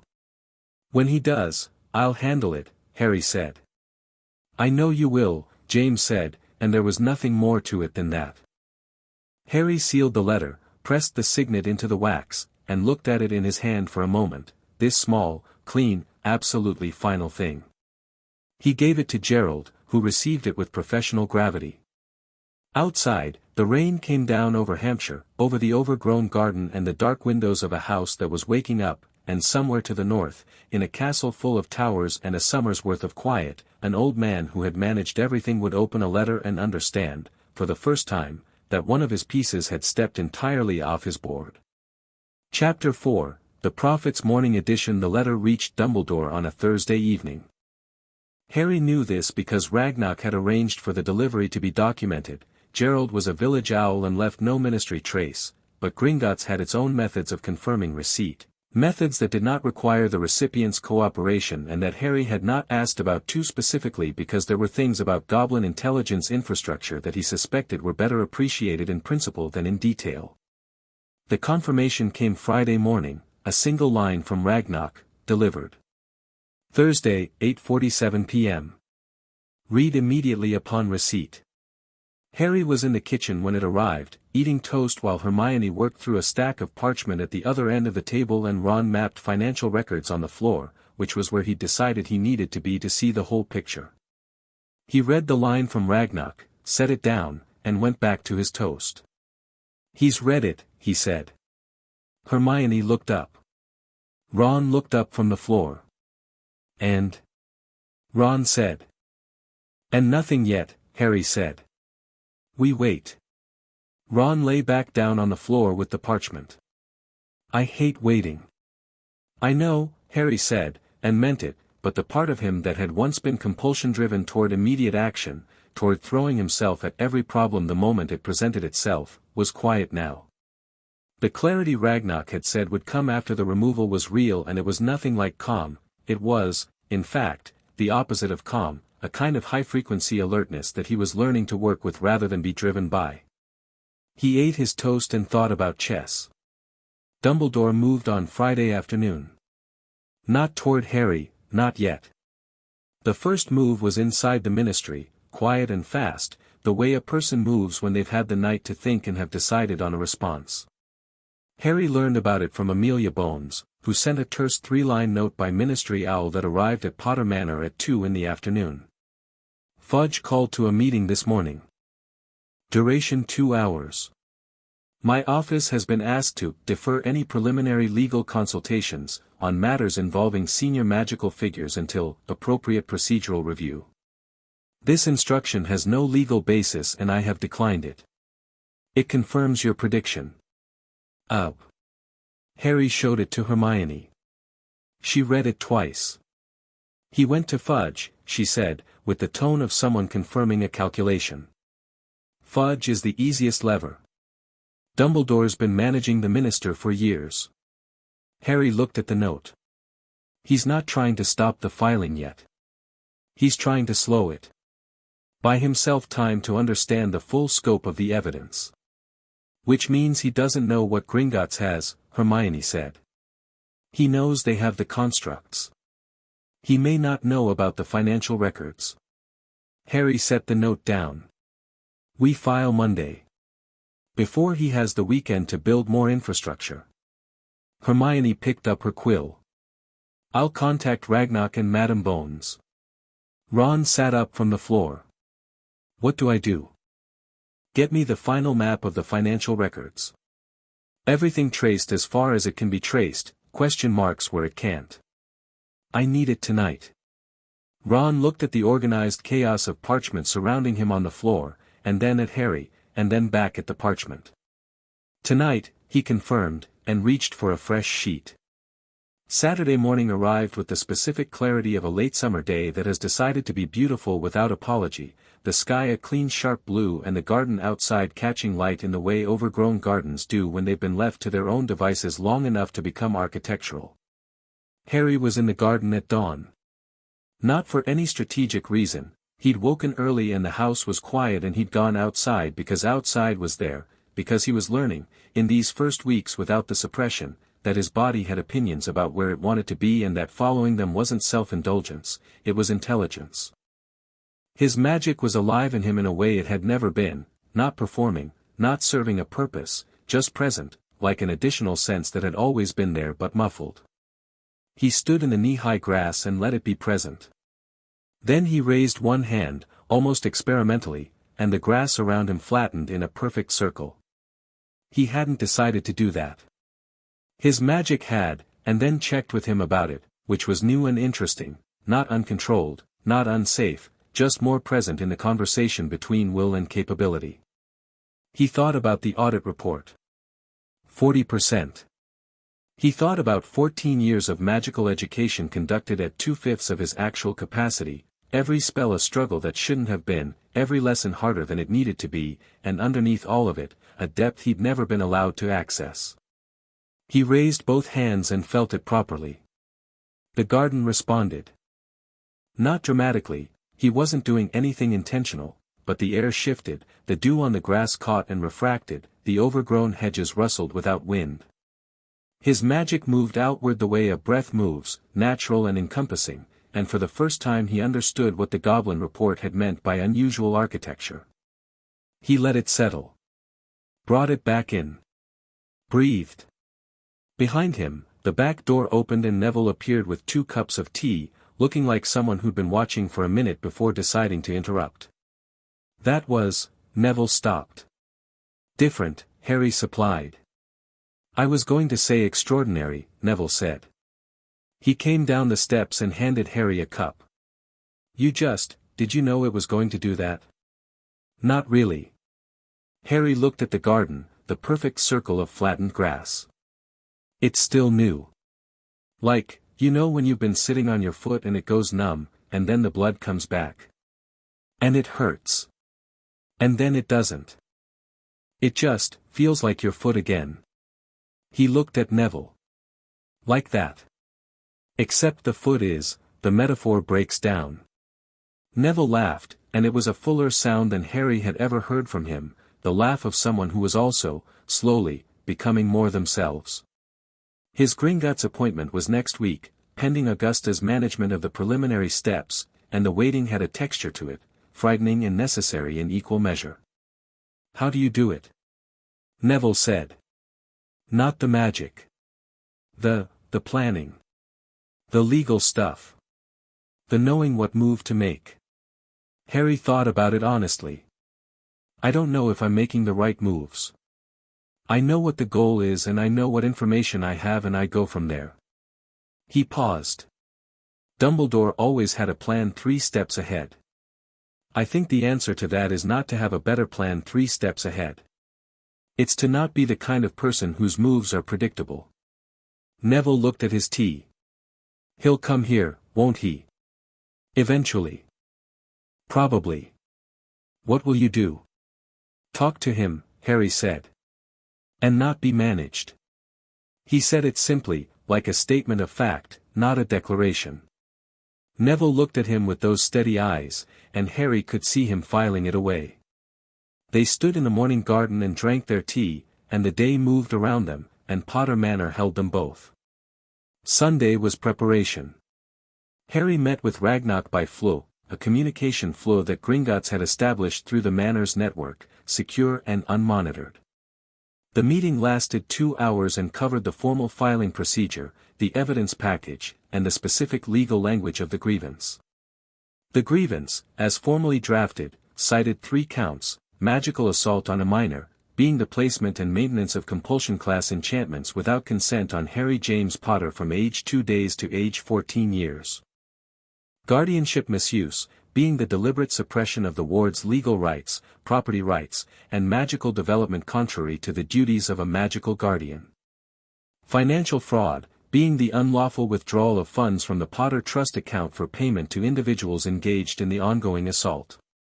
There was a 4th count that Ragnarok had drafted carefully and that Harry had read 3 times before agreeing to include. Conspiracy to deprive a minor of lordship, being the deliberate concealment of the Potter family's Wisingamot seat and associated rights from their rightful heir. That one will hurt him the most politically, Ragnarok had noted. Good, Harry had said. After Ragnarok, Hermione presented her research. She'd found not 3 but 7 precedents for criminal proceedings against sitting Wisingamot members, including 2 against chief warlocks, both historical, both resulting in removal from office. She had cross-referenced the evidence standard required in each case with the evidence Harry possessed and had produced a detailed analysis of where the prosecution was strongest. The financial records, she argued, were the sharpest instrument, because they demonstrated not just that something had been done but that it had been organized, which was the difference between a crime and a conspiracy. She presented this in the form of 12 pages of handwritten notes, organized with colored ink and margin annotations, and delivered it to Harry with the slightly combative expression of someone who has worked very hard and has opinions about whether that work is going to be used. "It'll be used," Harry said. "I know it will," she said. "I just wanted to say it." A pause. "I've been thinking about the hearing." "Me too. Dumbledore's defense is going to be the greater good argument," she said. "He's going to stand up in that chamber and he's going to say every single thing he did was to protect magical Britain and to ensure your survival and to enable the defeat of Voldemort, and he's going to say it brilliantly, and people are going to want to believe him because he might not be wrong," Harry said. Hermione stopped. "He might genuinely have been right that the compulsions were necessary," Harry said. "That's the hardest part of this. The chance that he did what he did and it worked, and I survived, and I was able to fight Voldemort, and that's all real, and it's also still wrong." He looked at the window. "That's what I need the Wisingamot to understand. That the outcome doesn't retroactively authorize the method. That it worked is not the same thing as it was legal or it was right or any human being had the authority to decide this on behalf of an infant." Hermione was quiet. "That argument," she said finally, "is the one that wins." "I know," Harry said. "I've been thinking about how to make it." He told her the card he was going to play. The thing Ragnarok hadn't suggested, that nobody had suggested, that he'd thought of at 2 a.m. on Friday while the rain was still going and Potter Manor was quiet around him. When he finished, Hermione sat very still. "Harry," she said. "It's legal," he said. "I know it's legal. She stopped. "Your mother prepared that too, didn't she?" "She prepared everything," Harry said. "I'm just using it." Hermione looked at him with a complicated expression that had grief and admiration in it in roughly equal parts. "She would have been extraordinary," she said. "She was," Harry said simply. Monday morning, 8 a.m. The grievance was filed. Ragnarok delivered it in person to the Wisingamot Administrative Office, accompanied by a Gringotts legal representative and 3 security goblins, which was not standard practice but which was, Harry suspected, a deliberate statement. The evidence package, the audit report, the extracted constructs in their crystal housing, the financial records, the emancipation and lordship documents, was submitted as a sealed evidence file under Gringotts authentication. At 8:47 a.m., the recusal petition was filed simultaneously by 5 Wisengamot lords, Augusta Longbottom, Lord Greengrass, Lady Marchbanks, Lord Folly, and Lord Abbot, each of whom Ragnarok had identified and Amelia Bones had approached over the course of the previous week. Harry had written personal letters to each of them, formal, documented, honest, and 4 of the 5 had responded within a day. At 9 a.m., Rita Skeeter sat down at her desk at the Daily Prophet's offices and began to write. Harry knew the timing because he'd agreed it with her, and because he had a copy of the article draft that he'd approved Saturday evening after 3 rounds of revisions. The revisions had been the most interesting negotiation he'd conducted. Rita Skeeter's first draft was brilliant and slightly feral, full of her sharpest instincts, and every suggestion Harry made was not about softening but about precision. This is stronger without the adjective. This claim needs to be anchored in the document reference. This paragraph buries the financial record, which is the most damning part. Rita had taken every note with the expression of someone being told things she already knew but hadn't applied, and the final draft was, Harry thought, extraordinary. The headline, which he'd approved without changes, was, 200 Chains, Gringotts Audit Reveals Decades of Magical Assault on the Boy Who Lived. The subheadline, Lord Harry Potter Files Wisengamot Grievance Against Chief Warlock Dumbledore. Documented evidence of compulsions, financial fraud, and suppression of lordship rights. Below the fold, full Gringotts audit report available for public review. A special statement from Lord Potter, page 3. At 10 a.m. on Monday, Harry was in the study of Potter Manor reading when the wards registered a visitor at the gate. Not breaking in.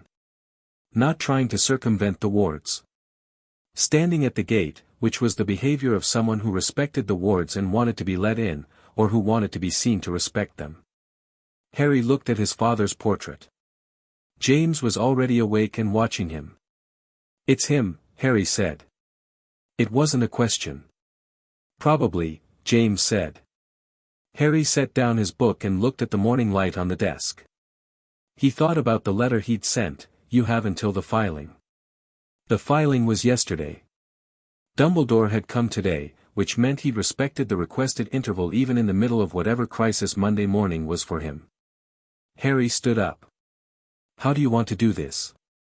James asked. In the garden, Harry said. Not inside. He walked downstairs and found Hermione and Ron already in the entrance hall. The ward's notification had reached all of them. They both looked at him. I'll go alone, Harry said. Harry, Hermione started. I'll be fine, he said. I need you here because I need witnesses to what happens after, if anything happens. But the first conversation is mine. Ron looked at him for a long moment. If he tries anything, he won't try anything, Harry said. He knows I'd expect it and it would destroy his case at the hearing. He's too intelligent. He paused. That's almost the problem. He went out the back, through the overgrown garden, past the circle of flattened grass from Saturday morning, and opened the gate. Albus Dumbledore was wearing traveling robes rather than his usual academic ones, and he looked, to Harry's freshly unmediated perception, old. Not in the way he'd always seemed old, impressively, mythologically old, the way mountains were old, but humanly old. Tired around the eyes. The blue of his gaze, when it found Harry's, was the same brilliant incisive blue it always was, but the lines around it were deeper than Harry remembered. He had come alone. Harry, he said, and there was something in the voice, not the weight of history, not the measured cadence of the headmaster. Something quieter. May I come in? Harry looked at him. At this man. At all of it. He felt the absence of the loyalty binding very clearly, felt the space where it had been, the place where warmth should have been automatic and wasn't, where he had to choose it or not, and right now he wasn't choosing it, he was choosing honesty. Yes, Harry said, and stepped back. They walked in the overgrown garden. Harry did not offer tea. Dumbledore did not sit, because there was nowhere to sit out here among the long grass and the philosophical rose beds, which was one of the reasons Harry had chosen it. They were quiet for a moment, the way two people are quiet when the things that need to be said are so large that everything before them feels inadequate. Dumbledore spoke first. "I read your letter several times," he said. "I know. The line about clarity." He looked at the garden rather than at Harry. "You were right. It is worse than anger." A pause. "I have been trying, since Thursday evening, to prepare what I want to say to you. I find I cannot prepare it." "Then say it unprepared," Harry said. Dumbledore looked at him. Looked at him properly, Harry felt, for the first time, without the managed distance, without the chessmaster's calculation. Just looking. "I am sorry," Dumbledore said. "I know. That's inadequate." "Completely," Harry agreed. "I believed," he stopped. Started again. "I have spent 40 years believing that the weight of the world's survival could be placed on one person's shoulders if I built the scaffolding carefully enough. That the scaffolding was kindness, in its way. Protection." He looked at the long grass. "Your mother told me I was wrong. She told me with considerable passion." "She almost agreed with you," Harry said. "That's in her letter. The one she left me. She said that was the most frightening thing she'd ever experienced." Dumbledore went very still. "She said it wasn't Voldemort," Harry said. "It wasn't the war. It was the moment she sat in your office and almost agreed with what you'd done to her son." The silence that followed was complete. "She was right to be frightened of it," Dumbledore said finally, and his voice was different, stripped of its architecture, smaller. "I know how to make a case. I have spent 80 years making cases. I can make the argument for what I did in a way that will convince most of the people in that chamber." He looked at Harry directly. "I intend to make it. I want you to know that. I am not going to stand before the Wisengamot and simply concede." "I know," Harry said. "Because I still believe the underlying necessity." "I know," Harry said again. "You believe it. I'm not arguing with you about whether you believe it. I'm taking you to court for what you did, regardless of what you believe." He held Dumbledore's gaze steadily. "The belief doesn't give you the right. The cause doesn't give you the right. Nothing gives you the right to put 200 compulsion charms on someone else's child." Dumbledore looked at him for a long moment. "No," he said quietly. "It doesn't." Something shifted. Not resolution, there was no resolution here, not today, possibly not ever. But something honest passing between them for what felt like the first time. "The hearing is in 10 days, Harry said. "I'll see you there." Dumbledore nodded. He looked, Harry thought, like a man who had arrived expecting to find a door he could open and had found instead a wall, not a hostile wall, just a wall, solid and complete and unmoved by being looked at. "You've grown into yourself," Dumbledore said, at the gate.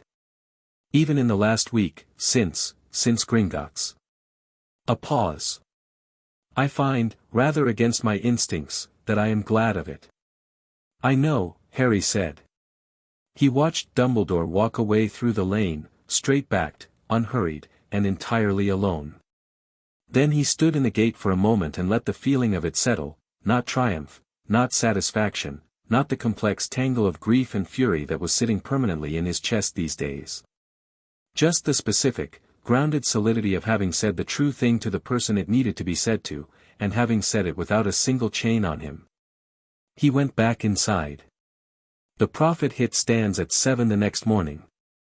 Harry knew, because Mopsy had taken it upon herself to acquire a copy from the village at opening, apparently having strong feelings about the household staying informed. She put it on the breakfast table and looked at it and then looked at Harry with golden eyes full of something that went beyond house-elf loyalty into something older and more personal. Mistress Lily, Mopsy said, would be making noise about this. What kind of noise? Harry asked, sitting down. The good kind, Mopsy said firmly, and disappeared to the kitchen. The headline took up 2/3 of the front page. Ron came downstairs two at a time and grabbed the paper from the table before he'd poured his tea. Hermione, who had been up since 5, already had her copy. She'd apparently sent Aurelius to London specifically, and was sitting with it and making annotations, which was peak Hermione behavior. They ran everything, she said, with the satisfied intensity of someone whose research had been correctly deployed. The financial records, the audit report summary, the statement of counts. She turned to page 3. Your statement. Harry's statement was a single column on page 3, which had been his call, brief, clear, not seeking sympathy. My name is Harry James Potter. I am 14 years old and the holder of the Potter Lordship. On July 31st of this year, Gringotts Bank conducted an inheritance audit and found 217 magical constructs on my person, placed without consent over 14 years. The majority were compulsion class enchantments designed to suppress my magical development, control my social relationships, and prevent me from accessing my legal rights as a Potter heir. I have filed a formal Wisengamot grievance. The evidence is documented and held by Gringotts. I ask nothing of the public except this, that you remember, when you read what follows, that this was done to a 2-day-old child, and that no argument about necessity or the greater good retroactively grants anyone the right to do it. I am not angry. I am clear. Lord Harry James Potter. Ron read it at the table and was quiet for a moment, which was how Harry knew it had landed right. Neville appeared in the doorway with Trevor in his hands and the prophet tucked under his arm, and he looked at Harry with wide eyes. It's everywhere, he said. There were 5 copies left in the village when I got there. The witch at the shop said she'd never had a run like it. It'll be worse by noon, Hermione said, not looking up from her annotations. She was right. By noon, 3 owls had arrived from members of the Wisengamot, not hostile, just formal acknowledgments of the filing, which was procedurally meaningless but politically significant. By 2 o'clock, a message from the ministry confirmed that the recusal petition had been accepted and that Senior Under-Secretary Bones would preside over the preliminary hearing procedures. By 4, a letter arrived from the Hogwarts Board of Governors requesting a statement from Lord Potter regarding his continued enrollment, a letter that told Harry something about the speed with which Dumbledore's institutional relationships were being tested. He wrote back to the board in 3 sentences, Lord Potter intends to continue his magical education. Any decision by the board regarding Headmaster Dumbledore's position is a matter for the board and the evidence, not for Lord Potter's enrollment status. Please address further governance inquiries to my legal representative at Gringotts. Hermione read the reply over his shoulder. Short, she observed. Long enough, Harry said. The 5th owl of the afternoon was from someone who surprised him, a reply he hadn't expected at all, on plain parchment in a cramped and private hand.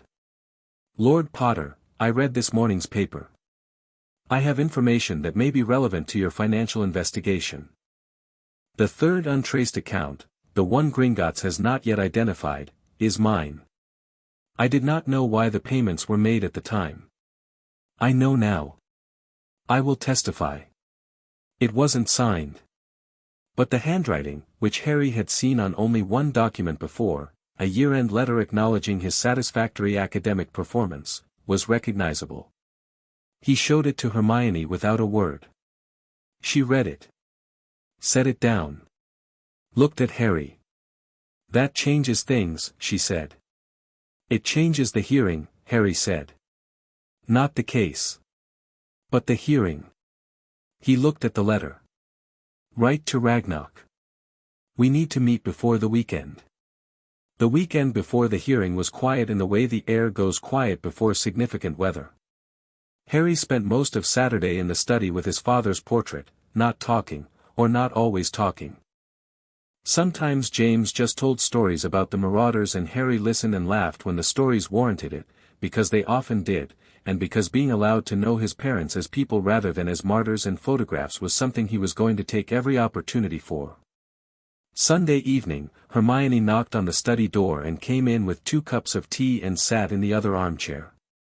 She looked at James Potter's portrait with the expression she got when she was about to ask something she'd been sitting on. "Hello," James said. "Hello," Hermione said. "I've read a great deal about you." "Good or bad?" "Mixed," she said honestly. James grinned. It was startling, the grin, entirely Harry's. "That sounds about right." He looked at her. "You're the one who's been doing the research." "Yes." "You found the precedents." 7 of them. 2 involving chief warlocks. She looked at Harry.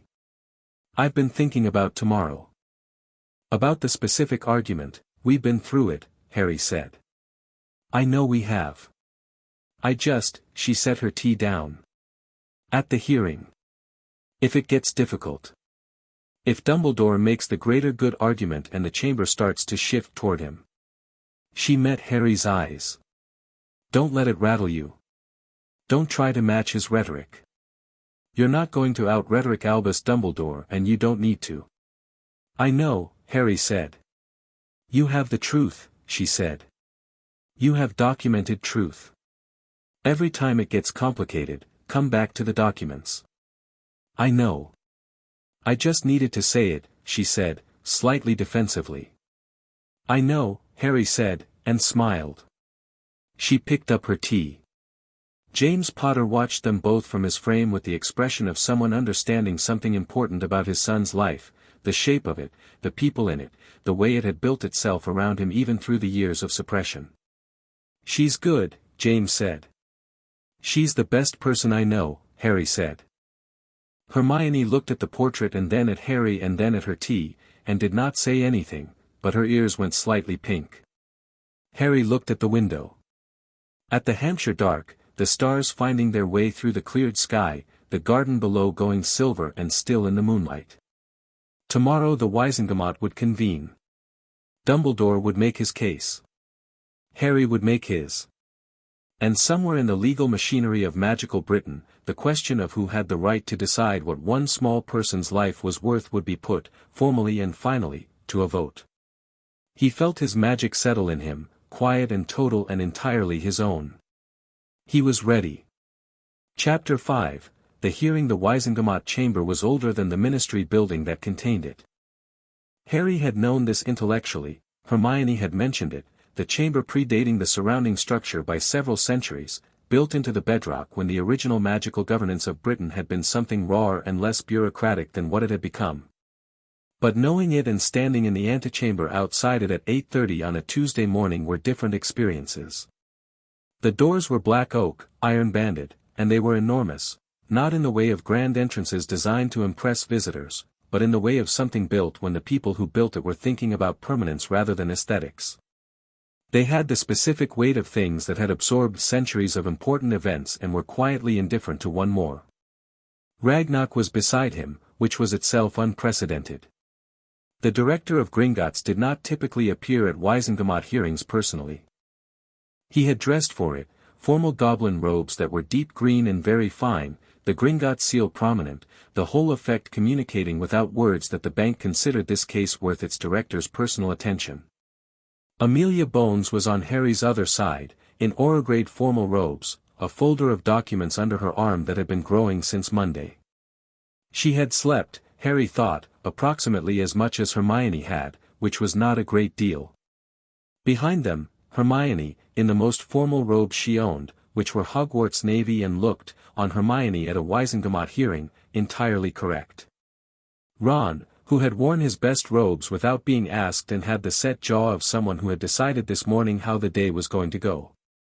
Neville, standing straight in a way he didn't always, wearing long-bottom robes that his grandmother had sent with a note that said, reportedly, simply, "Stand straight. You are a Longbottom." Augusta herself was already inside, having arrived an hour earlier to confer with the other petitioning lords. Harry looked at the doors. He felt nothing like what he'd expected to feel. No nerves, or rather, nerves in a form he'd never experienced them before, without the anxiety amplification compulsion that had spent 14 years converting his natural alertness into something closer to dread. What was left without the compulsion was just sharp attention. The feeling of being fully in the moment without being afraid of it. Lord Potter, Ragnarok said quietly. Ready? Yes, Harry said. The doors opened. The chamber was a circle. Tiered stone seating rising in rings, dark with age, lit by torches that burned cold blue rather than warm orange, the color of pure magical flame. The Wisingamott's 53 members were already seated, in their plum-colored robes with the W emblem, and the collective weight of them, the age, the history, the sheer accumulated institutional power, was something you felt in your chest rather than saw with your eyes. At the top, where the chief warlock's chair sat elevated above the rest, Amelia Bones would preside today. She walked to it without ceremony and sat down, and the chamber quieted. Albus Dumbledore was seated in the witnesses' area to the right. He had come in his own robes, the ones Harry associated with Hogwarts, deep blue, half-moon spectacles, the silver beard catching the blue torchlight. He sat with perfect composure. His hands were folded in his lap. He was not looking at Harry, but Harry had the distinct impression that he knew exactly where Harry was. The opposing counsel for Dumbledore, because he had, of course, come with representation, was a wizard named Ptolemy Knott, Sr., who was 60 years old and had the bearing of someone who had been very good at his job for a very long time. He was seated beside a junior associate and two clerks, with a stack of documents that Harry clocked immediately as a counter-evidence preparation. Harry's side of the chamber held himself, Ragnarok, and Hermione, who was technically his legal researcher but who Bones had quietly cleared for a seat at the evidence table. Ron and Neville were in the public gallery, which was fuller than Harry had expected. Much fuller, actually. The morning edition had apparently moved people. Bones called the chamber to order with a tap of her wand that resonated in the stone walls. This is a preliminary hearing into a formal grievance filed by Lord Harry James Potter against Professor Albus Percival Wulfric Brian Dumbledore, she said, with the clean cadence of someone who had opened many proceedings and intended every word. The counts are as filed: magical assault on a minor, guardianship misuse, financial fraud, and conspiracy to deprive a minor of lordship rights. This hearing will determine whether sufficient evidence exists to proceed to full trial.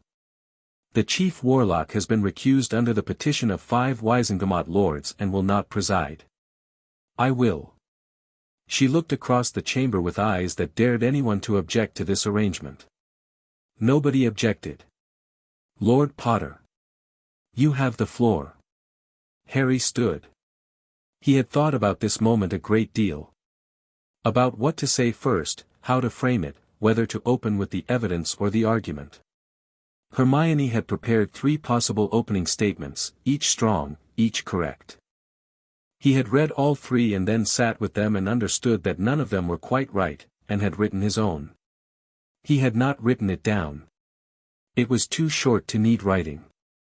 He looked at the 53 members of the Wisingamott, at the people who governed magical Britain, and he said, I was 2 days old when the first compulsion charm was placed on me. I am 14 years old today. In between those 2 facts, there are 217 magical constructs, a stolen lordship, and 14 years of someone else's decisions made in my name. He paused. I'd like to show you the evidence. He sat back down. In the brief silence that followed, Hermione passed him the first document, and Harry placed it on the projection surface in the center of the chamber, a Wisingamott presentation surface that amplified documents for all members to read. The audit report's first page expanded to fill the surface, the goblin notation clean and damning in the blue torchlight. Ragnarok rose. He addressed the chamber for 15 minutes, speaking with the precision of someone who had spent 13 years preparing for this exact presentation. He described the audit process. He described the discovery. He described the notifications sent to Dumbledore at each audit and the responses received. He described the constructs, their nature, their purpose, their effect, and he used language that was clinical and specific, which was, Harry had come to understand, the most powerful kind of language for this material. Clinical language made it impossible to look away into abstraction. Clinical language kept it concrete, a 2-day-old child. A compulsion. A signature. A response that said, maintain the current arrangement. When Ragnarok finished, he placed the crystal housings on the evidence table, all 7, the extracted constructs frozen in goblin silver, and sat down. Madame Marchbanks, 80 years old and with the straight-backed authority of someone who had been on this Wisengamot longer than most of its current members had been alive, spoke from her tier. The constructs in the crystals, they carry the caster's signature. They do, Ragnarok said. The magical forensics of the extraction are documented in the evidence package and have been independently certified by 2 goblin masters of magical architecture. And the signature is unambiguous? It is, Ragnarok said. There is no question of the caster's identity. A murmur through the chamber. Not surprise, exactly, the newspaper had told them this was coming. But hearing it stated in the formal register of a Wisengamot evidence presentation was different. Harry watched Dumbledore through this. The old man sat with complete composure, and Harry had to concede internally that it was genuine composure, not performed. Whatever Dumbledore was feeling, and Harry was certain there were things he was feeling, he was not going to let them run in public, which was simultaneously admirable and infuriating and deeply characteristic. Then Nott rose for the defense. Ptolemy Nott was good. Harry had expected him to be good and he was, in fact, slightly better than expected, which was the kind of information you wanted before the argument rather than during it. He opened not by challenging the evidence, which he clearly knew he couldn't do, the Gringotts documentation was unassailable, but by immediately and gracefully conceding the factual foundation while repositioning the entire moral and legal argument around it. The defense does not dispute that these constructs were placed, Nott said, to the chamber. It does not dispute the count, the timeline, or their origin. What it disputes is the characterization of these actions as criminal, because the question before this chamber is not whether Albus Dumbledore acted, the defense acknowledges that he did, but whether those actions fall within the parameters of legitimate magical guardianship in a time of war. He paused, and the pause was professionally excellent. The Magical Persons Protection Act of 1847, under which this grievance is filed, contains a provision that this chamber has rarely been asked to consider. Section 12. The Wartime Guardian Exemption. He produced a document. Under Section 12, a magical guardian may take extraordinary protective measures on behalf of a ward if those measures are taken in good faith, with intent to preserve the ward's life, and in response to a documented magical threat. Murmurs, sharper this time.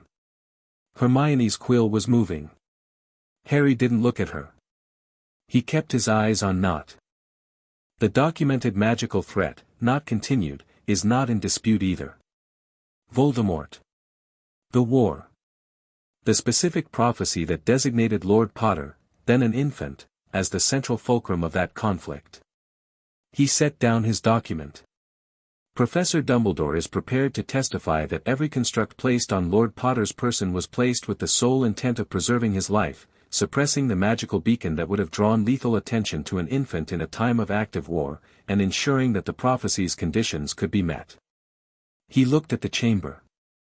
The question before you is not whether this was comfortable, he said. It is whether it was legal. And the defense argues, with full respect for Lord Potter's experience, that under Section 12 it was. Harry felt the room shift. Not dramatically, not a visible shift, not anyone rising to speak or make their position clear. A subtle shift, the kind you feel through the accumulated attention of 53 people making a small unconscious adjustment toward possible. Toward hearing it.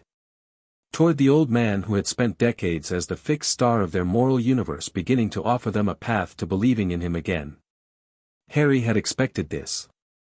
He looked at Hermione, who was already on the next document, and at Ragnarok, who was composed and ready.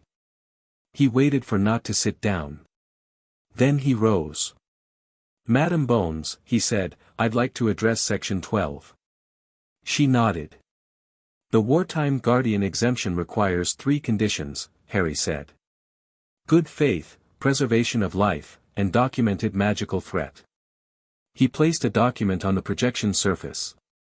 The documented magical threat is met, the war was real, the prophecy was real, I accept that. So let's talk about good faith and preservation of life. He pulled up the financial records on the projection surface. These are payments made from the Potter Trust account to 6 external accounts over 14 years. They correlate exactly, and I mean exactly, date for date, within 72 hours of placement, with each of the 209 compulsion class constructs placed on my person. He let the chamber read the numbers. The total is 212,000 galleons. He paused. The wartime guardian exemption does not include financial compensation to persons performing the constructs.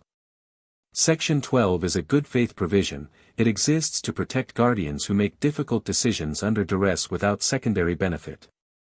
If Professor Dumbledore was paid to place constructs, or paid others to place them, the good faith condition fails. He looked directly at the defense table for the first time. And 3 of the 6 accounts receiving payment have been identified. I'd like to read the names into the record. He read them. The chamber was extremely quiet. Knott was on his feet. Madam Bones, the defense objects to the characterization of these payments as connected to the constructs. The account identification is Gringotts' own, the correlation is documented and independently certified, Ragnarok said, with the patience of someone who had been waiting for this objection. Each payment date is within 72 hours of a corresponding construct date, for 209 occurrences. The probability of this correlation being coincidental is, he named a number, which is approximately the probability of a person accidentally producing a perfect copy of the collected works of Shakespeare. Silence. Bones looked at Knott. The objection is noted. Proceed, Lord Potter. Harry looked at the chamber. The other condition is preservation of life, he said. I want to address this one carefully, because this is the part where Professor Dumbledore's argument is most emotionally compelling. He will tell you, and I believe he genuinely believes this, that the power suppression kept me safe as an infant. That without it, my magical signature would have drawn Voldemort's attention and I would have died. He paused. And I cannot prove that he's wrong about that. I cannot know what would have happened. The chamber was very still. But I can tell you what did happen, Harry said. The constructs were not removed when the war ended. In 1981, when Voldemort fell and the documented magical threat was eliminated, the wartime guardian exemption ceased to apply by its own terms. The constructs were not removed in 1981. They were not removed in 1982, or in 1985, or in 1989, or in 1991, or in any subsequent year. He placed the notification letters on the projection surface, one by one. These are Gringotts' formal notifications to Professor Dumbledore at each annual audit, from 1981 onward, documenting the constructs and requesting their removal. This is his response at each notification. He placed the responses. The war ended 13 years ago. The constructs remained until last week. The wartime guardian exemption does not extend 13 years beyond the end of the war. He let that sit in the room. That is the legal argument, he said. But I want to say something else, because the law is not the whole of what happened. He looked at the chamber, at the 53 faces, some watching him with open intensity, some carefully neutral, some, a few, with expressions that told him not Section 12 argument had found purchase. He addressed those faces specifically. You may believe that Professor Dumbledore acted from genuine care, he said. You may be right. I don't know what's in his heart and I'm not asking you to judge his heart. I'm asking you to answer a different question. Does any person, any guardian, any authority, any leader, however wise, however good, however right they may have been in their assessment of what was necessary, does any such person have the right to make 200 decisions about another person's mind, memory, relationships, power, and legal identity without their knowledge or consent, and then to maintain those decisions for 14 years and count them as protection? He met eyes around the room. If the answer is yes, Harry said, then none of us in this room have legal personhood. Because if a guardian's good intentions are sufficient legal basis for 200 compulsions on an infant, then the protections of magical law mean nothing. They are courtesies, not rights. Dead silence. If the answer is no, he said, then it doesn't matter whether Professor Dumbledore was right about the danger, or right about the necessity, or right about everything. It doesn't matter if the outcome was good. A wrong method is a wrong method. A violation is a violation. The law exists precisely for this moment, not for easy cases, but for hard ones. Not for obvious villains, but for brilliant people who love you and still take everything from you while explaining why it was for your own good. He sat down. The silence held for several seconds. Then Dumbledore rose. He was, Harry had to acknowledge, extraordinary. He addressed the chamber with the specific gravity of someone who had earned the right to be believed and knew it. His voice was steady and his eyes were clear, and he was not going to give them anger or desperation. He gave them honesty, which was far more dangerous. I will not insult this chamber, he said, by pretending that Lord Potter's characterization of my actions is inaccurate. What he has described is what I did. I will not claim the wartime exemption as though it fully covers the scope of my decisions, because it does not. Some of what I did falls outside its protections. He paused. Some of what I did was wrong. Absolute silence. I made choices for Harry Potter that were mine to make only if I was right about everything, he said. And I was not right about everything. I was right about the danger, and I was right about the prophecy, and I was right, I still believe, that without certain protective measures, he would not have survived his childhood. But I was wrong to continue those measures beyond necessity. I was wrong to make them so comprehensive that they shaped not just his safety but his identity. And I was wrong, most grievously wrong, to tell myself that my certainty about their necessity was the same thing as the right to impose them. He looked at Harry across the chamber. Harry, he said, and his voice was not the headmaster's voice, it was something older and more personal, I kept you alive. And I kept you small. And I told myself those were the same thing. They were not. He looked back at the chamber. I am prepared to accept the judgment of this body. Harry watched the chamber. He watched the shift, the same shift that had happened toward not Section 12 argument, now moving in the other direction, pulled by the gravity of Dumbledore's admission. He watched people leaning forward. He watched expressions open. He watched the particular alchemy of a great man taking responsibility beginning to transmute the room. He was ready for this. He rose. Madam Bones, may I? She nodded. I want to acknowledge what Professor Dumbledore just said, Harry said, because it was honest and it deserved to be heard. He looked at Dumbledore directly. It was. And I want to say, for the record, that I believe you believed every word of it. A pause. But I need to show this chamber one more thing, he said. Because honest contrition, while important, is not the same as full accountability. And there is one element of this case that has not yet been addressed. He looked at Ragnarok, who stood and placed the final document on the projection surface. This is a pensive memory, Harry said. It was sealed by Gringotts under magical authentication in October 1981, 1 week after my mother visited Gringotts to establish the ward that brought me there last week. The memory is my mother's. It shows a meeting. In this meeting, Albus Dumbledore is told, clearly, completely, without ambiguity, that Lily Potter knows about the compulsions and that she does not consent. He hears her say that she will not allow it. He hears her demand their removal. He paused. And then he explains, in the meeting, exactly why he is going to continue anyway. Not because she is wrong. He acknowledges she is right. He continues because, in his assessment, the need outweighs her rights. The chamber was not breathing. That is not a mistake made under the stress of war, Harry said quietly. That is a deliberate decision made with full information and full awareness that it violated my mother's rights and mine. I am not saying this to cause pain. I am saying it because the record must be complete, and because the question before this chamber is not whether Professor Dumbledore is a good man who made errors. It is whether what was done was a crime. And a deliberate violation, made knowingly, in full awareness of consent being withheld, is not an error. He looked at the chamber. It is a crime. He sat down. Dumbledore had not looked away during this. His face was very still and the blue eyes were very bright, and Harry thought, briefly and with something that wasn't quite pity but was in the same neighborhood, that this was the moment.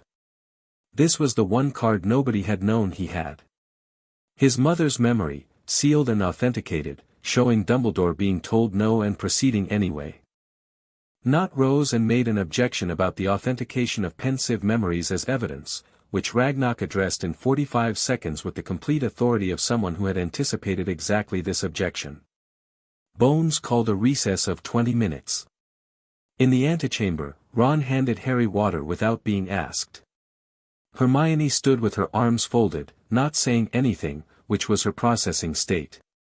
Neville sat on a bench and looked at the floor with the expression of someone putting something very large into a new shape inside themselves. Harry drank the water and looked at the black oak doors. The memory, Hermione said finally, quietly. I knew your mother had left Pensives, but I didn't know. How long have you had it? Since the family vault, Harry said. You never mentioned it. I needed to see if we needed it. He paused. We needed it. She looked at him. How are you? He considered the question properly. Tired, he said. And clear. Both at once. That's going to keep being both at once for a while, she said. I know, he said. Ron sat down next to Neville on the bench and they were quiet together in the way of two people who communicated a great deal in not very many words. Harry watched them, and the isolation binding's absence was, in this moment, particularly clear to him. The full weight of his actual feeling for these people, available and clean in his, was something he was still getting used to. He turned back to the doors. When they opened again, he was already standing. The vote was not close. 41-12 in favor of proceeding to full trial. The 12 who voted against were recorded, and Harry noted their names for Ragnarok without indicating he was doing so. Those 12 were information. Bones read the determination. The Wizengamot finds sufficient evidence to proceed to full criminal trial on all 4 counts as filed. Albus Dumbledore is required to surrender his position as Chief Warlock pending resolution of trial proceedings. He may retain his position at Hogwarts pending the separate governance review by the board. She looked up from the determination. Pursuant to the evidence presented regarding payments to external parties, the Department of Magical Law Enforcement will be conducting a separate investigation into the named recipients. Those individuals are hereby required to present themselves for interview within 5 business days. She paused and looked at Dumbledore directly. Professor Dumbledore, you are not being remanded into custody at this stage because the evidence suggests no ongoing risk. However, your magical rights are subject to supervisory conditions pending trial. You will be notified of those conditions by close of business today. Dumbledore inclined his head. Just that. He looked at nothing in particular, or perhaps at something only he could see, with the expression of a man who is locating, somewhere inside himself, the resources to remain standing. Harry looked at him, once, as the chamber began to move around them. Not with triumph, not with satisfaction. With something cleaner than either, the simple, complete fact of a thing having been done correctly. Then he turned to Ragnarok and Hermione and the next set of items. The hallway outside the chamber was chaos. Not violent chaos, ministry hallway chaos, which was journalists and ministry personnel and various lords and their assistants all moving at different speeds and purposes. Harry walked through it with Ragnarok on one side and Hermione on the other and Ron a step behind, and he did not stop for the journalists who called his name, because he had a statement arranged with Rita Skeeter for 2 o'clock and he was not going to give anyone else the first word. A hand caught his arm. He stopped. Turned. The woman holding his arm was perhaps 30, dark-haired, with eyes that were, startlingly, his mother's shade of green. She released him immediately, as though realizing what she'd done. Lord Potter, she said. I'm sorry, I needed you to know. She was not a journalist. She had the look of someone who had come here alone for a specific purpose. I'm Marlena Whitfield. My son is 11. He starts Hogwarts in September. She looked at him steadily. I've been worried since he was born that something was, that his magic wasn't. He's very powerful and it doesn't seem right for his age and I've been worried. She stopped. Pulled herself together. I'm taking him to Gringotts tomorrow. I wanted you to know it's because of what you did today. Harry looked at her. At the fierce, frightened, determined face of a woman with a powerful child. Tell them Ragnarok sent you, he said. They'll see you immediately. She held his gaze for a moment and then nodded, once, sharply, and moved away. Harry turned back to the hallway and kept walking. Ron caught up with him. That's going to happen a lot, isn't it, he said. People with kids. Yes, Harry said. Good, Ron said, with the absolute simplicity of someone who had no complicated feelings about that. They moved through the ministry atrium, vast and gold and full of the specific energy of an institution in the middle of reconsidering itself, and at the door, in the afternoon light, the day opened around them. Harry stopped on the steps. Behind him, Hermione calculating what came next, Ron solid and present, Neville quiet and new.